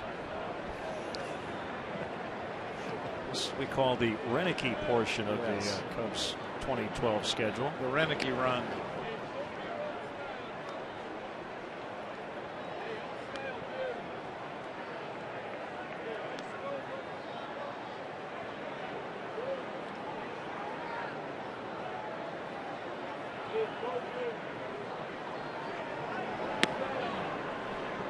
Two now on Mather.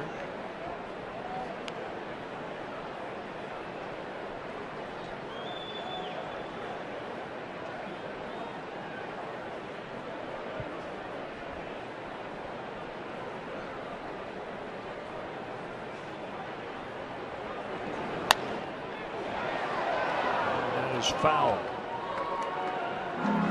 Follow the Cubs with the MLB.com At Bat 12 app for your iPhone, your iPad, your Android, and your Windows Mobile. Get live audio, pitch tracking, video highlights, and more. Text at BAT to 31826 or visit Cubs.com for details.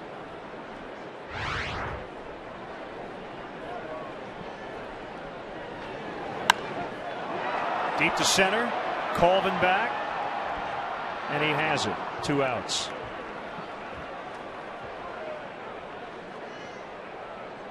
Well, occasionally when visiting teams come into Wrigley Field, especially the first game of the series, you can catch our outfielders by surprise a little bit because of the wind and the sun, but should be no problem for Tyler Colvin. He is very familiar with running in the grass here at Wrigley Field.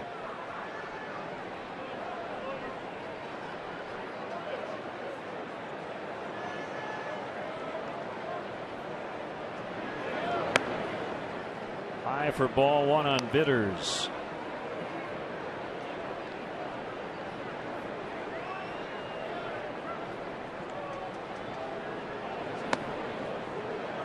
So an interesting tweet from our buddy Tracy Ringlesby, who covers the Rockies and baseball for Root Sports. I don't know if Tracy's here, but he notes that Melky Cabrera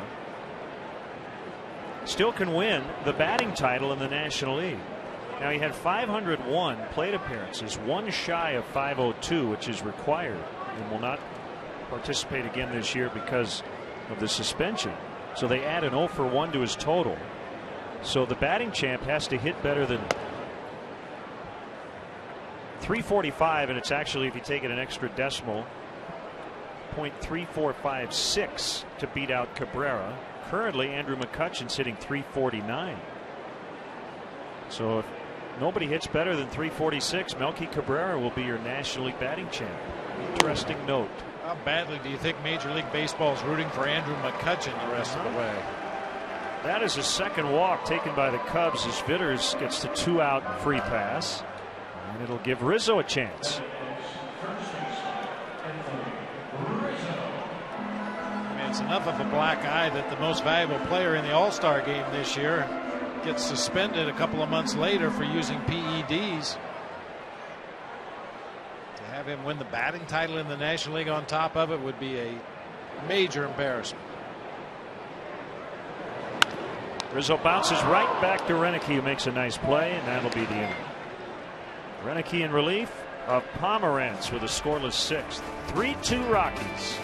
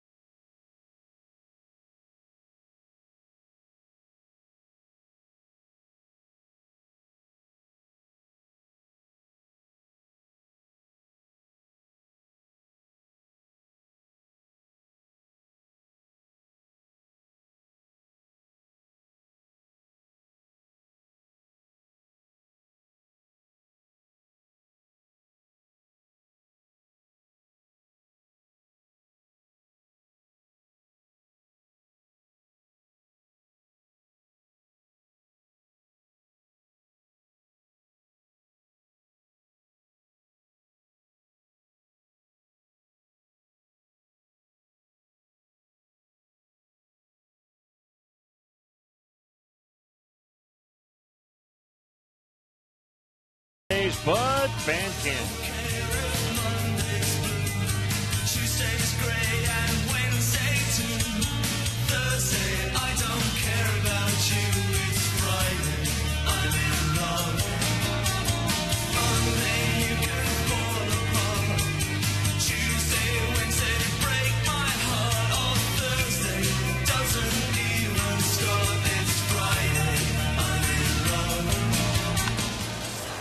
DJ LeMahieu's 3 for 3. First pitch swinging here in the 7th. That's the Cure. One of their classics. Friday, I'm in Love, and that's a Bud Fan Camp brought to you by Budweiser. Great times are waiting. Grab some buds.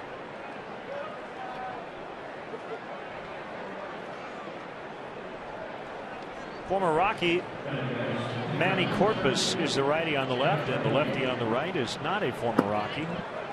James Russell.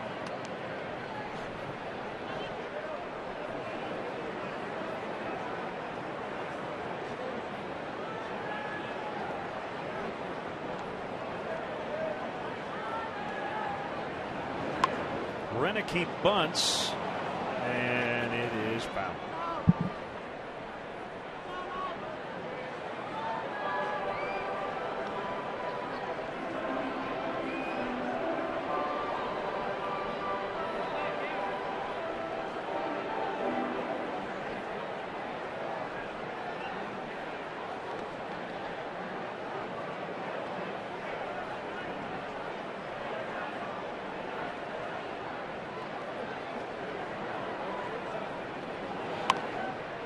Another one foul.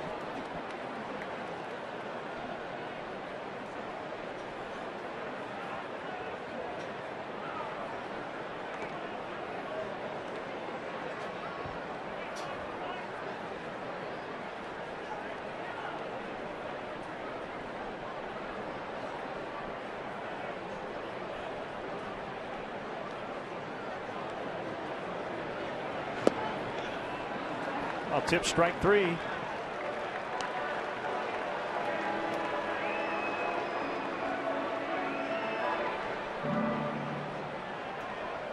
Let's take a look at today's Illinois Lottery Anything's Possible player. Drafted out of Allegheny College back in 1962 by the Red Sox. Cubs grabbed him in the first-year minor league draft. He would become a 4-time All-Star and a Gold Glove winner, Glenn Beckert. And the Anything's Possible players brought to you by the Illinois Lottery, who each day make anything possible. Back. Hey.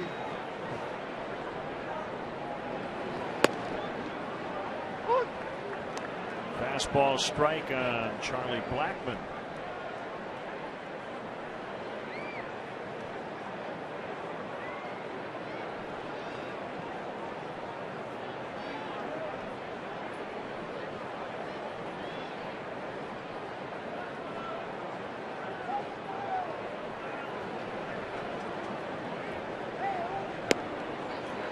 Swung on and missed on a splitter to make it 0-2.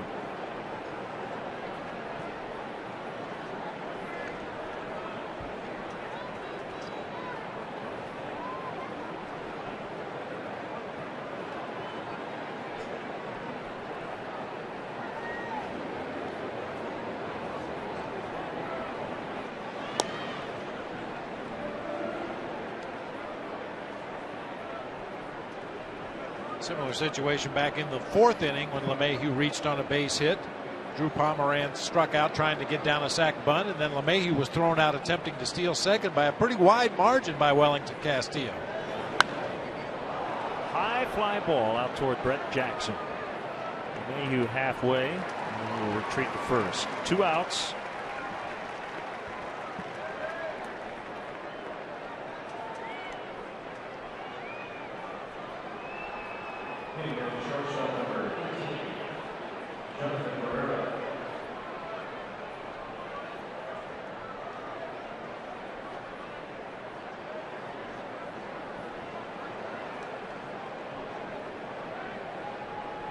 Jonathan Herrera.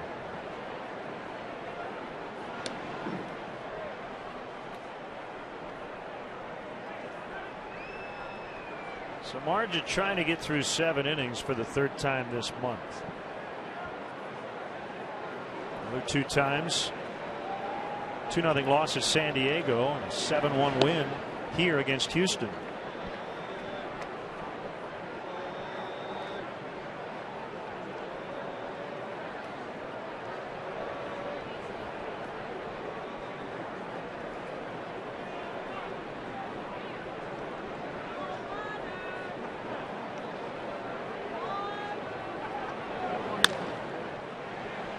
Barney will field, and it's time for the stretch with Glenn Beckert. Conductor for Take Me Out to the Ball Game, former Cubs great Glenn Beckert.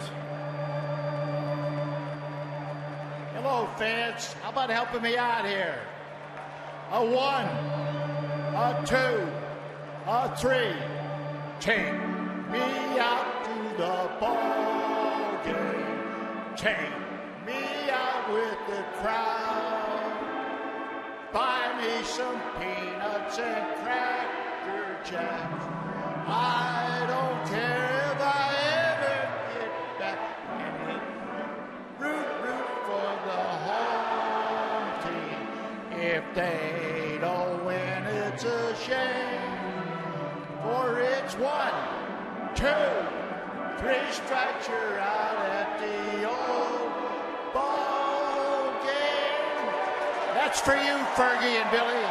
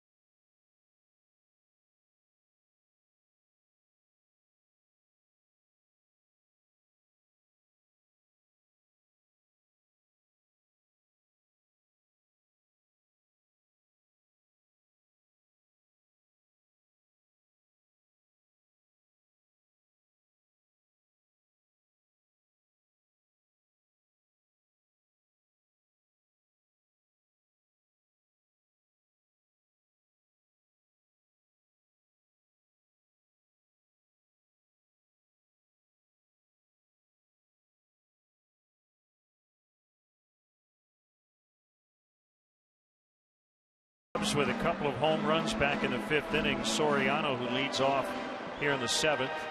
And great to have with us Glenn Beckert. Well, it's great to be invited here. It's a wonderful day and a great ballpark. One of these times we're going to see the Cubs on top. And I hope I'm still around when it happens, but it is going to happen. Talk about being in Cooperstown, Glenn. Cooperstown was a great honor, especially for me. I roomed with Ron Santo for 9 years, and we used to spend all our time together, not only in the season but in the off season. And we got a great friendship. But to see him inducted, he should have been in while he was still living. I think everybody will agree with me on that. Yeah. And the system wasn't designed because the younger players that are voting, or the younger people that are voting, just didn't know who Ron Santo was. So they have that veterans thing now. People and other players that are in the Hall of Fame get to vote because they play games against Ron and they know how many times he beat them. 1-2 on Soriano. 23rd homer of the year back in the 5th. That one up and in. I'm sure a lot of stories were shared among teammates. What was kind of the big theme of the conversations when you reminisced? Billy and I had to talk. There was a lot of Cub fans there, and it was on WGN, I believe. And we told some stories about Ron. You know, everybody's telling what a great player was in this. We told some stories, and the one I really liked was the one we were in Philadelphia, and Ron in the 8th inning hits a 3-run homer. And all of the Philadelphia fans stand up and is giving him a standing ovation. So he comes into me and he says, Rooms, I've never had a standing ovation on a road trip. I says, well, you still haven't, Ron. Take a look at the scoreboard. A man just walked on the moon. Oh, I love it. Swing and a miss, strike 3. That's the first out. Well, talk about stealing your thunder, huh? He was convinced the Phillies fans were rooting for him, huh? Well, in terms of a highlight with Ronnie off the field, you talked about rooming with him for all those years, and you guys had a very, very close bond that continued till the day he died. Yeah, I talked to him about 4 days earlier than that. I called him. I said, Rooms, how you feeling? Because I communicated once or twice a week, and I'd give him a call. He said, Rooms, I feel good. And I'll be darned if he didn't. The cancer come back, and that was the end. But he really deserved a great honor, not only for baseball and announcing, but for what he did for the Juvenile Diabetes Fund. That's a remarkable thing, and there's so many younger people that are suffering, and older people also, that he tried to get some sort of cure, and I hope that someday through Ronnie and with his help, they come up with something. Well said. Starlin Castro's been a really good contact guy, as Darwin Barney has as well, but none better than you. You are at the top of the league leaderboard every year and fewest strikeouts per at bat. Well, I like the major leagues. They had better food, better ballpark. so I try to get on base as much as I could, and I let the big hitters hit the home runs. Colvin will get to the spot for the second out. But the things that you try to do, and I think we have a problem here, and the Rays manager invited me down to talk with 4 or 5 of their players, infielders, that were not home run hitters, but they were striking out too much. And you have to get that thing out of your mind. If you're not a home run hitter, you got bases loaded, a strikeout does nothing. And if you do something, even if you tap the ball someplace, somebody's liable to make a bad throw or even kick the ball. So I think that's a big thing. And one player he had on the team, I think their infielder, second base, started striking. He was 40 less strikeouts in the year prior to that. Wow. You were in the game so long that you know what it is it's okay if you're a flawless fielder, but you can't be hitting 200 and expect to stay. Well, and as you said, if you put the ball in play, I mean, home run hitters, we expect them to strike out attempting to hit home runs, but for everybody else in the lineup, your job is to keep the line moving, find a way to put that ball in play. You never know what can happen. Exactly right. There's a lot more things happen by making contact with the ball when you're due. You got to give that pitcher credit. He knows what he's doing when he gets 2 strikes on you. Castillo here down in the count 1-2. Pitched by Renicky, and he went. And that'll end the inning. 1-2-3 go the Cubs. But always a pleasure to have the great Glenn Beckert with us. Thanks for stopping by, Beck. It's a great honor to meet you guys. I see you all the time on TV in Florida, so that's it.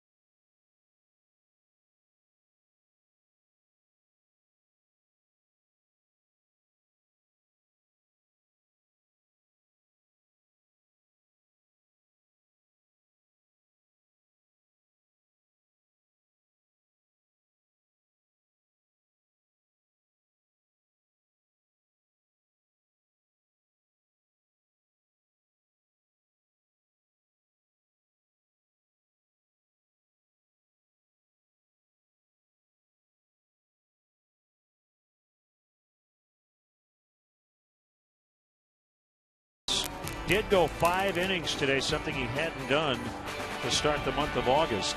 So he could qualify for the win. He gave up home runs. The only 2 hits the Cubs have to Soriano and Castillo in that 5th inning. The Rockies lead 3-2. Visit your local Chicagoland Honda dealer today and test drive a 2012 Honda Accord. Well, that is not Tracy Ringlesby, but that's the kind of look he has. The old cowboy lives in Wyoming. Sean Camp now in for Jeff Samardzija, who got a lot better, Bob, as his outing went along. 2 walks in the ball game for Jeff, 1 in the first, 1 in the second. He uncorked a wild pitch in the first inning that allowed a Rockies run to score. Oh, good effort by Castillo as Pacheco tried to bunt.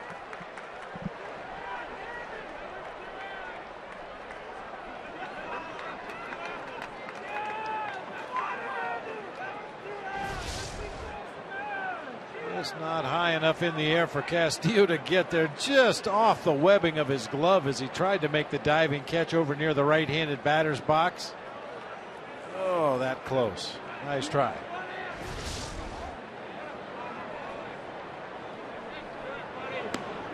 Slider misses low and outside.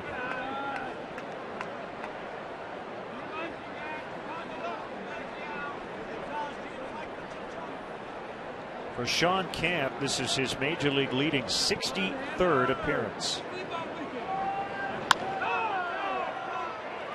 And to right and caught by Mather. Camp went into today tied with Matt Belisle for the top spot in appearances in the majors.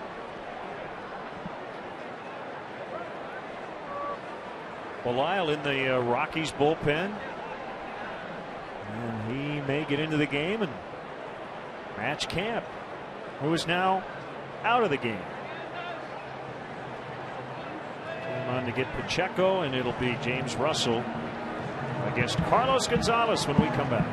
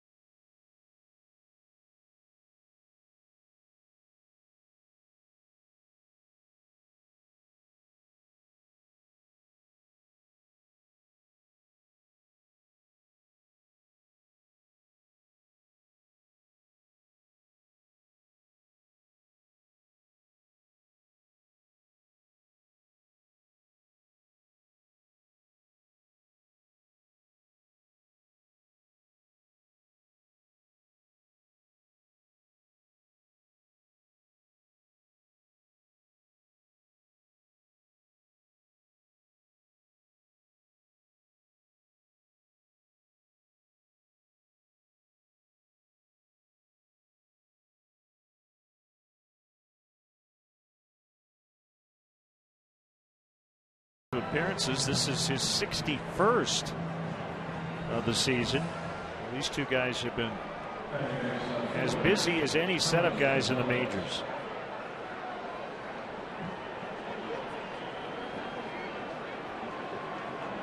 Usually the guys at the top of the appearance leaderboard, you know, they're guys who pitch in the 7th and or the 8th. Fernando Rodney has made 60 appearances, 39 saves for Tampa Bay. He's right up there as well as Gonzalez hits a towering fly ball out into shallow center. Castro will take it.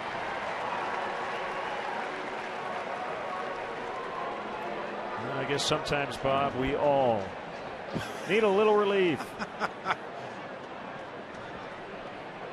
Yeah. Shot the chaser. Yeah. Pepto-Bismol and a Bud Light Limerita.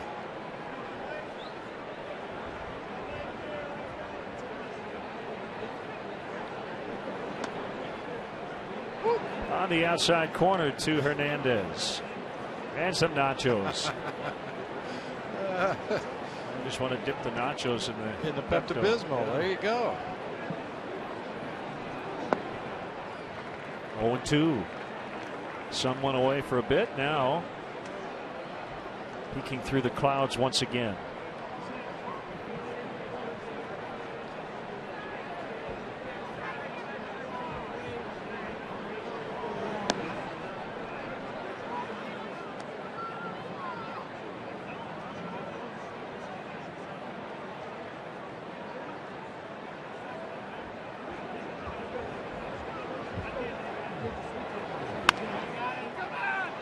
Russell, but Castro will field. And Camp and Russell combined to go 1-2-3 in the 8th. Cubs still trail though by a run.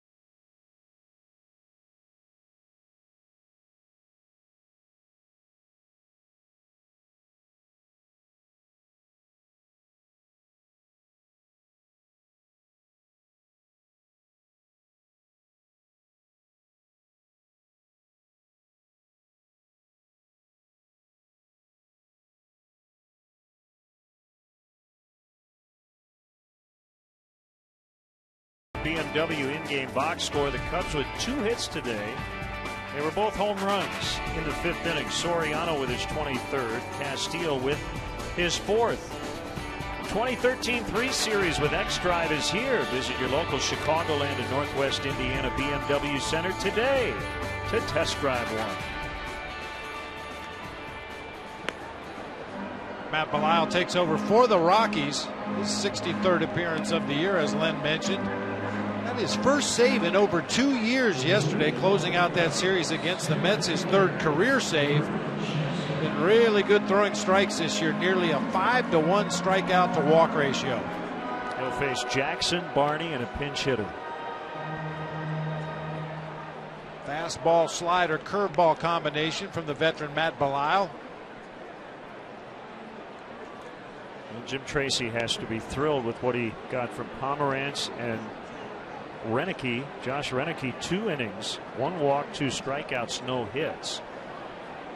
The Rockies bullpen has given up 2 earned runs over the last 6 games, including nothing today. On the year, however, their bullpen has blown 21 saves. Only the Brewers pen has lost more late leads with 23 blown saves.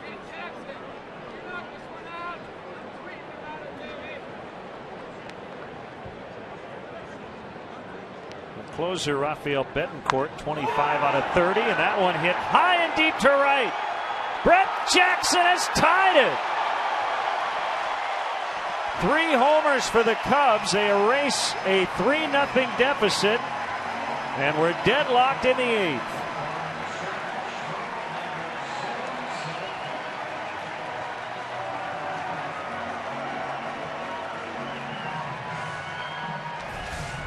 Second home run of the season for Brett Jackson. A hanging slider up and out over the plate. Only the 4th home run that Belial has surrendered all year long. A no-doubter to right center field for Brett Jackson. Just like that, a new game. Ground ball. Barney out on 1 pitch. So Brett Jackson with his first career Wrigley Field home run.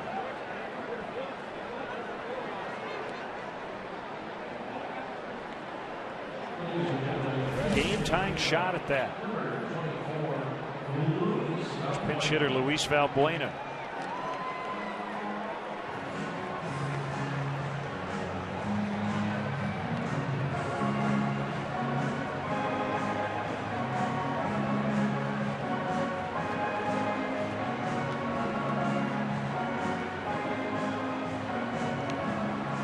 How about 4 leadoff home runs in this game? It's kind of interesting. 2 for each team.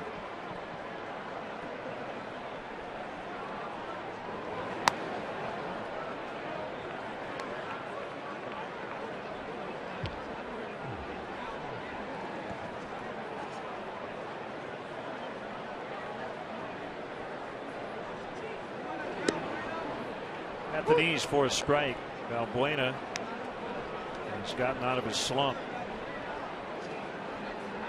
Really was scuffling. He was 8 for 54 before a nice trip in which he hit 389 with a home run, a couple of doubles. That was 6 for 12 in Cincinnati at Great American Ballpark against the Reds. A homer, a couple doubles, drove in a couple in that 4-game series.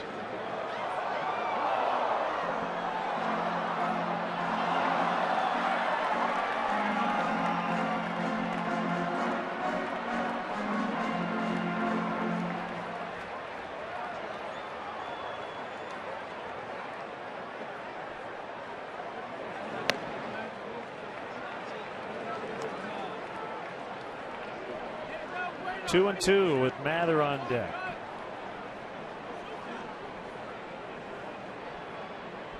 Six runs combined, neither team with a hit, with a runner in scoring position. The Cubs have not had a runner in scoring position. They've taken 2 walks and hit 3 home runs.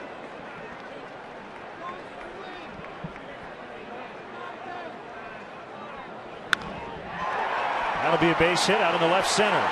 It's going to get to the wall. Valbuena on his way to second. So the go-ahead run in scoring position. So just as I say, the Cubs haven't been in this spot all day. Valbuena with a double.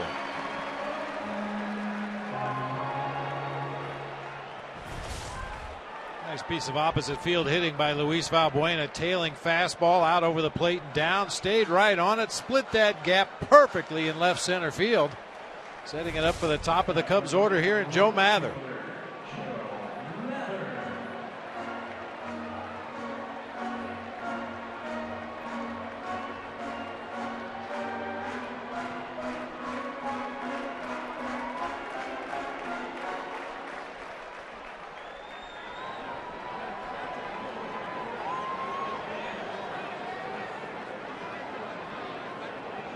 Here's a pitch.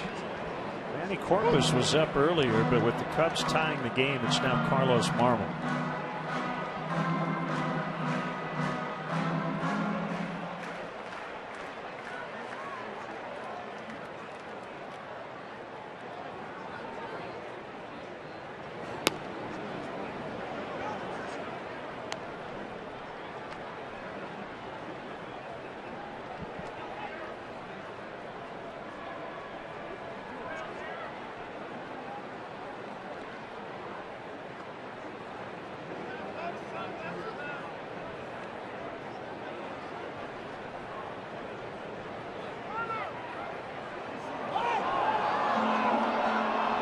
To the home plate umpire signaled for time. And the fans were yelling balk. The only reason Lyle stopped is because he was told to.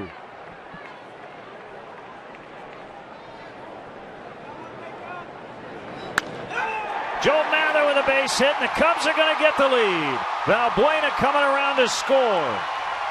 And they lead for the first time today. It's 4-3.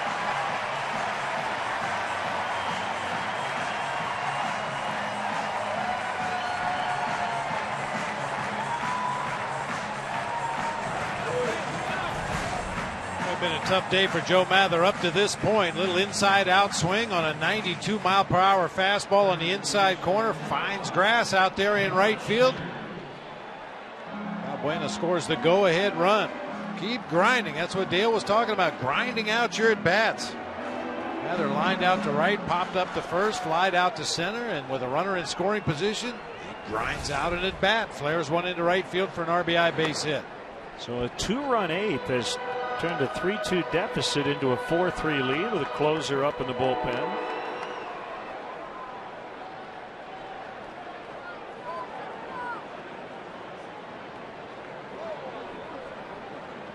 The 22nd blown save of the year for the Rockies bullpen. 1-1 on Bitters.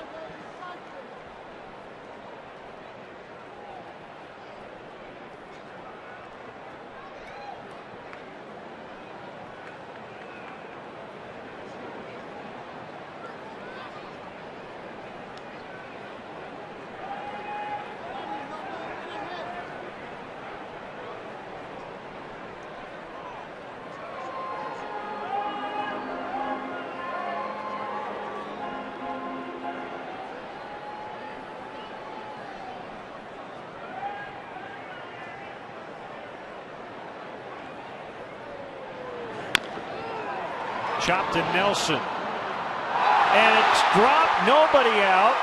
LeMahieu whiffed on it. Everybody's safe. Could have been an inning-ending double play, but LeMahieu may have taken his eye off the ball momentarily. So he'll be charged with an error. Vitters reaches on a fielder's choice. Oh, it looked like a tailor-made double play ball. Sometimes in your haste to get that ball and unload the relay throw onto first, you just don't track it all the way into your glove. Yeah, you could see LeMahieu's head come up looking at his target at first base before he had that ball in his glove. Joe Mather tried to break up the double play, had to actually reach back with his hand and touch the base at second before advancing on to third. So that'll be it for Belisle, who gave up the lead. And it's going to be lefty Matt Reynolds when we come back.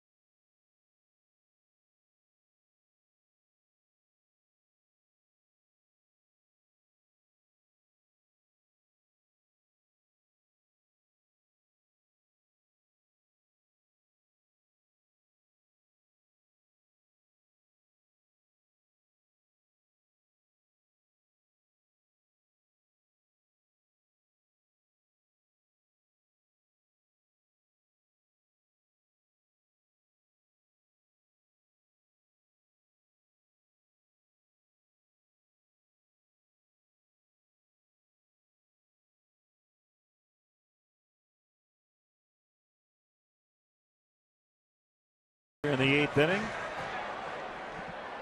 Luis Valbuena off the bench doubling, and Joe Mather knocked him in.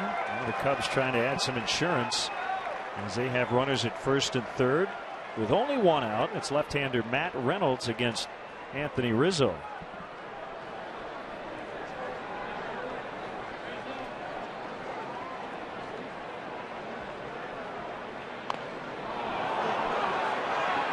Play will go to first. Reynolds airmails it into right. Mather will score.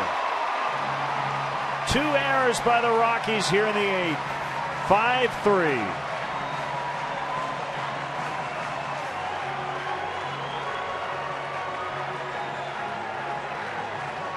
Mather was not going to score if Reynolds had made a good throw to first. Tapper that goes right back to the mound quickly. Mather maybe does try to come down the line, assuming that the Rockies are going to try to turn 2, but they couldn't even get 1. Reynolds got to that little swinging bunt on the right side, wheeled around, and just airmailed it into right field.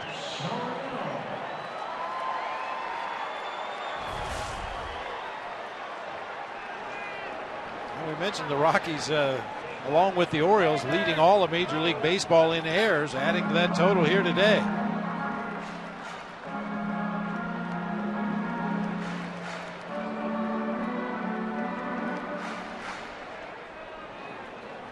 First and third, still 1 out.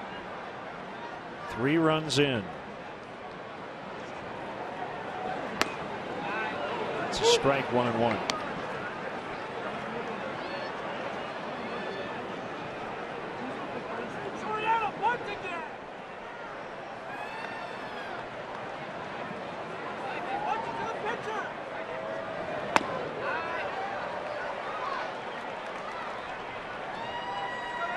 Baseball Reference's defensive efficiency, turning balls in play into outs. Rockies are right at the bottom in all of baseball. Cubs are a little better than league average in that department.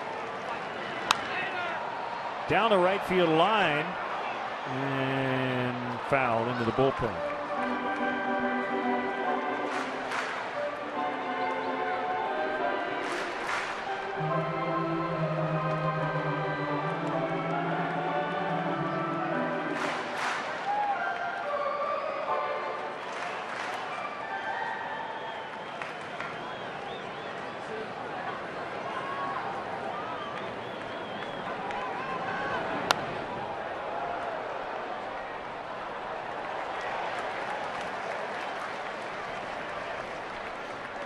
Looking ahead to the 9th, Colvin, Nelson, and LeMahieu due up against Carlos Marmol.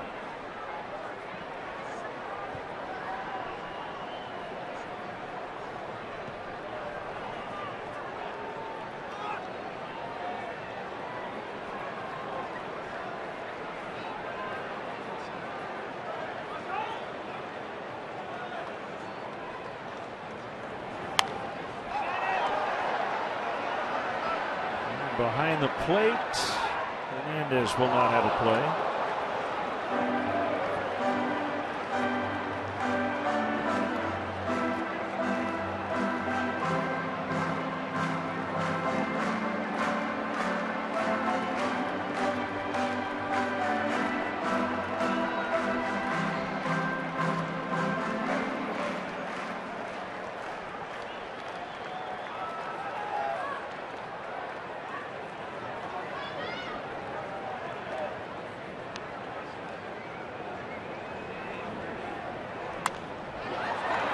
Right field.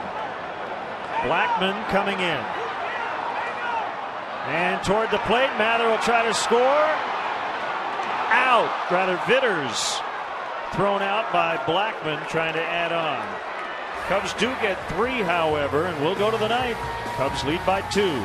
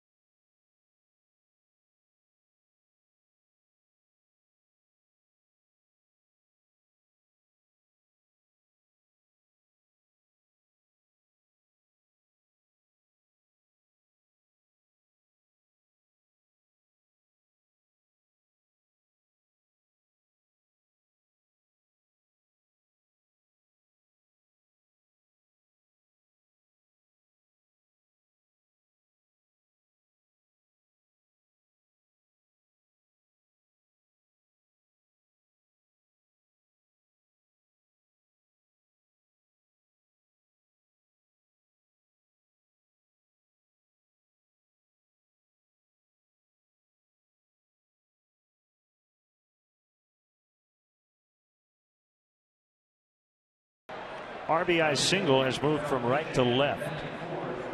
David DeJesus comes into play right. Alfonso Soriano and Josh Vitters are out of the game. Valbuena scored the go-ahead run. He's now playing third.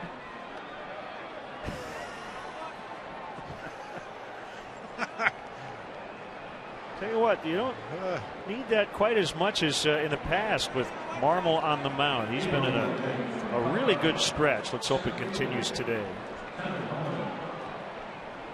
He's gone 14 for his last 14. You know, Len, I really think you can trace it all the way back to using his fastball more regularly. Dale Swaim, his pitching coach, and Chris Bosio, the pitching coach, and Dale Swaim, the manager, encouraging him to use his fastball more often. Tyler Colvin, the former Cub, takes ball one on a fastball. Belisle charged with all 3 runs in the 8th.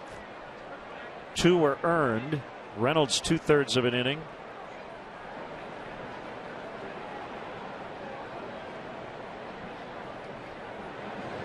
Reynolds, by the way, from St. Charles, Illinois. Sure, some friends and family here. Don't want to walk that leadoff guy. Ahead by 2 runs.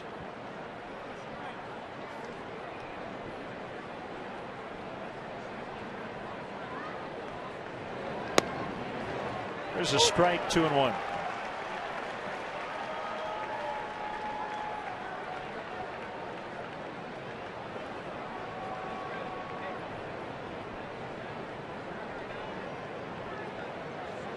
This is Marmol's 3rd save chance this month.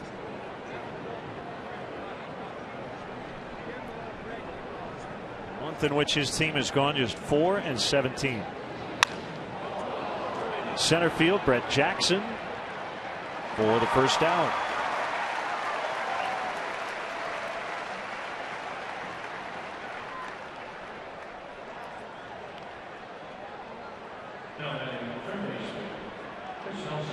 Well, the save chances, Bob, have been spread out. August 9th, August 18th, and today, August 24th. Few and far between. That pretty much speaks to what's been happening to the Cubs over the last month of the season. When your closer only gets that many opportunities, you haven't been winning enough ball games. Yeah, and it's really a shame because, as you said, Marmol's in one of his best stretches in a long time, throwing strikes with both of his pitches. Very aggressive out there on the mound. Unfortunately, too many times it's been just getting an inning of work in a blowout ball game.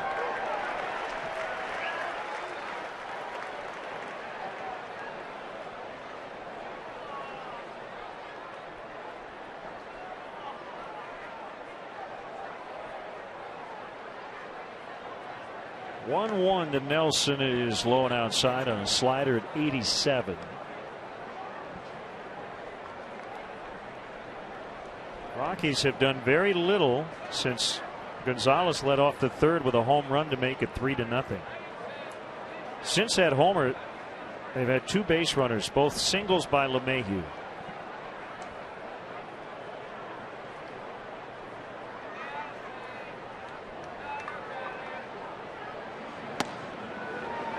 Three and one.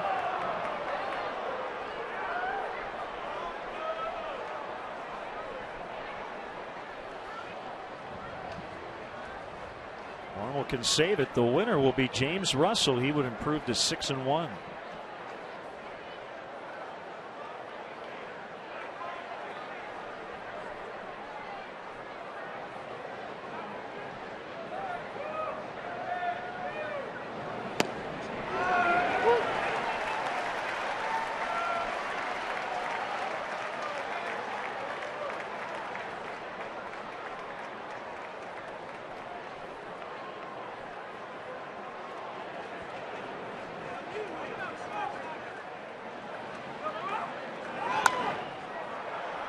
Pop fly, shallow right. DeJesus, Barney, and it drops, and it gets away from DeJesus, and Nelson will end up at second. It's a double for Nelson, and the tying run will come up. That crosswind blowing from right to left really pushed that one away from DeJesus, charging in from right field. Barney going out. Very tough effort for him. Just can't quite get there quickly enough, and then DeJesus loses the ball. That'll be ruled a double, I believe. Straight double.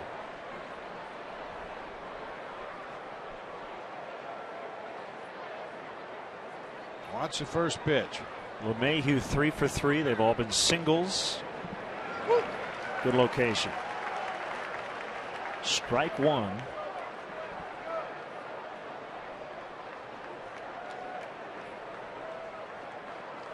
Started the day at 281. He's up to 299. Line shot. Joe Mather with the catch.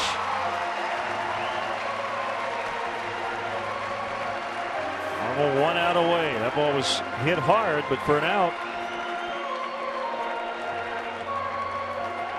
It'll be Josh Rutledge to pinch hit in the pitcher spot. Rutledge has been bothered lately by a tight quad, and you can see the numbers have been pretty good.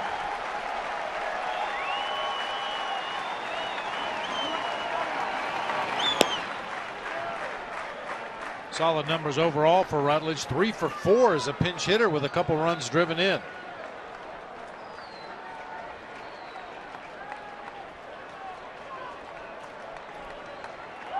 Product of the University of Alabama. And he came up from Double-A.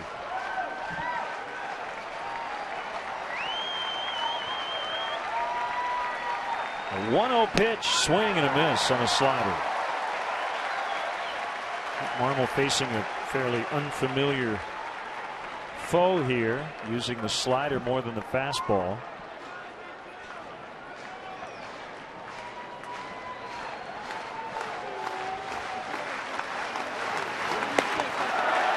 Three straight sliders to the rookie. 1-2.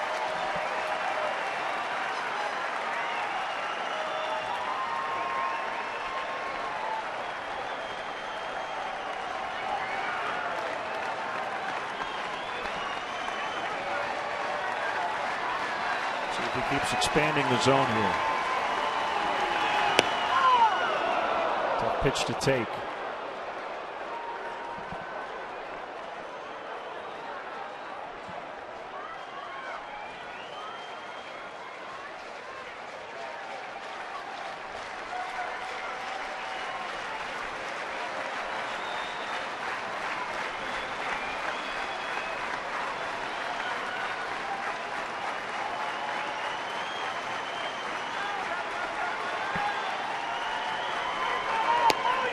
Called strike three, the only fastball of the sequence. Cubs win. Cubs win as they come from behind, erase a 3-0 deficit, and beat the Rockies 5-3.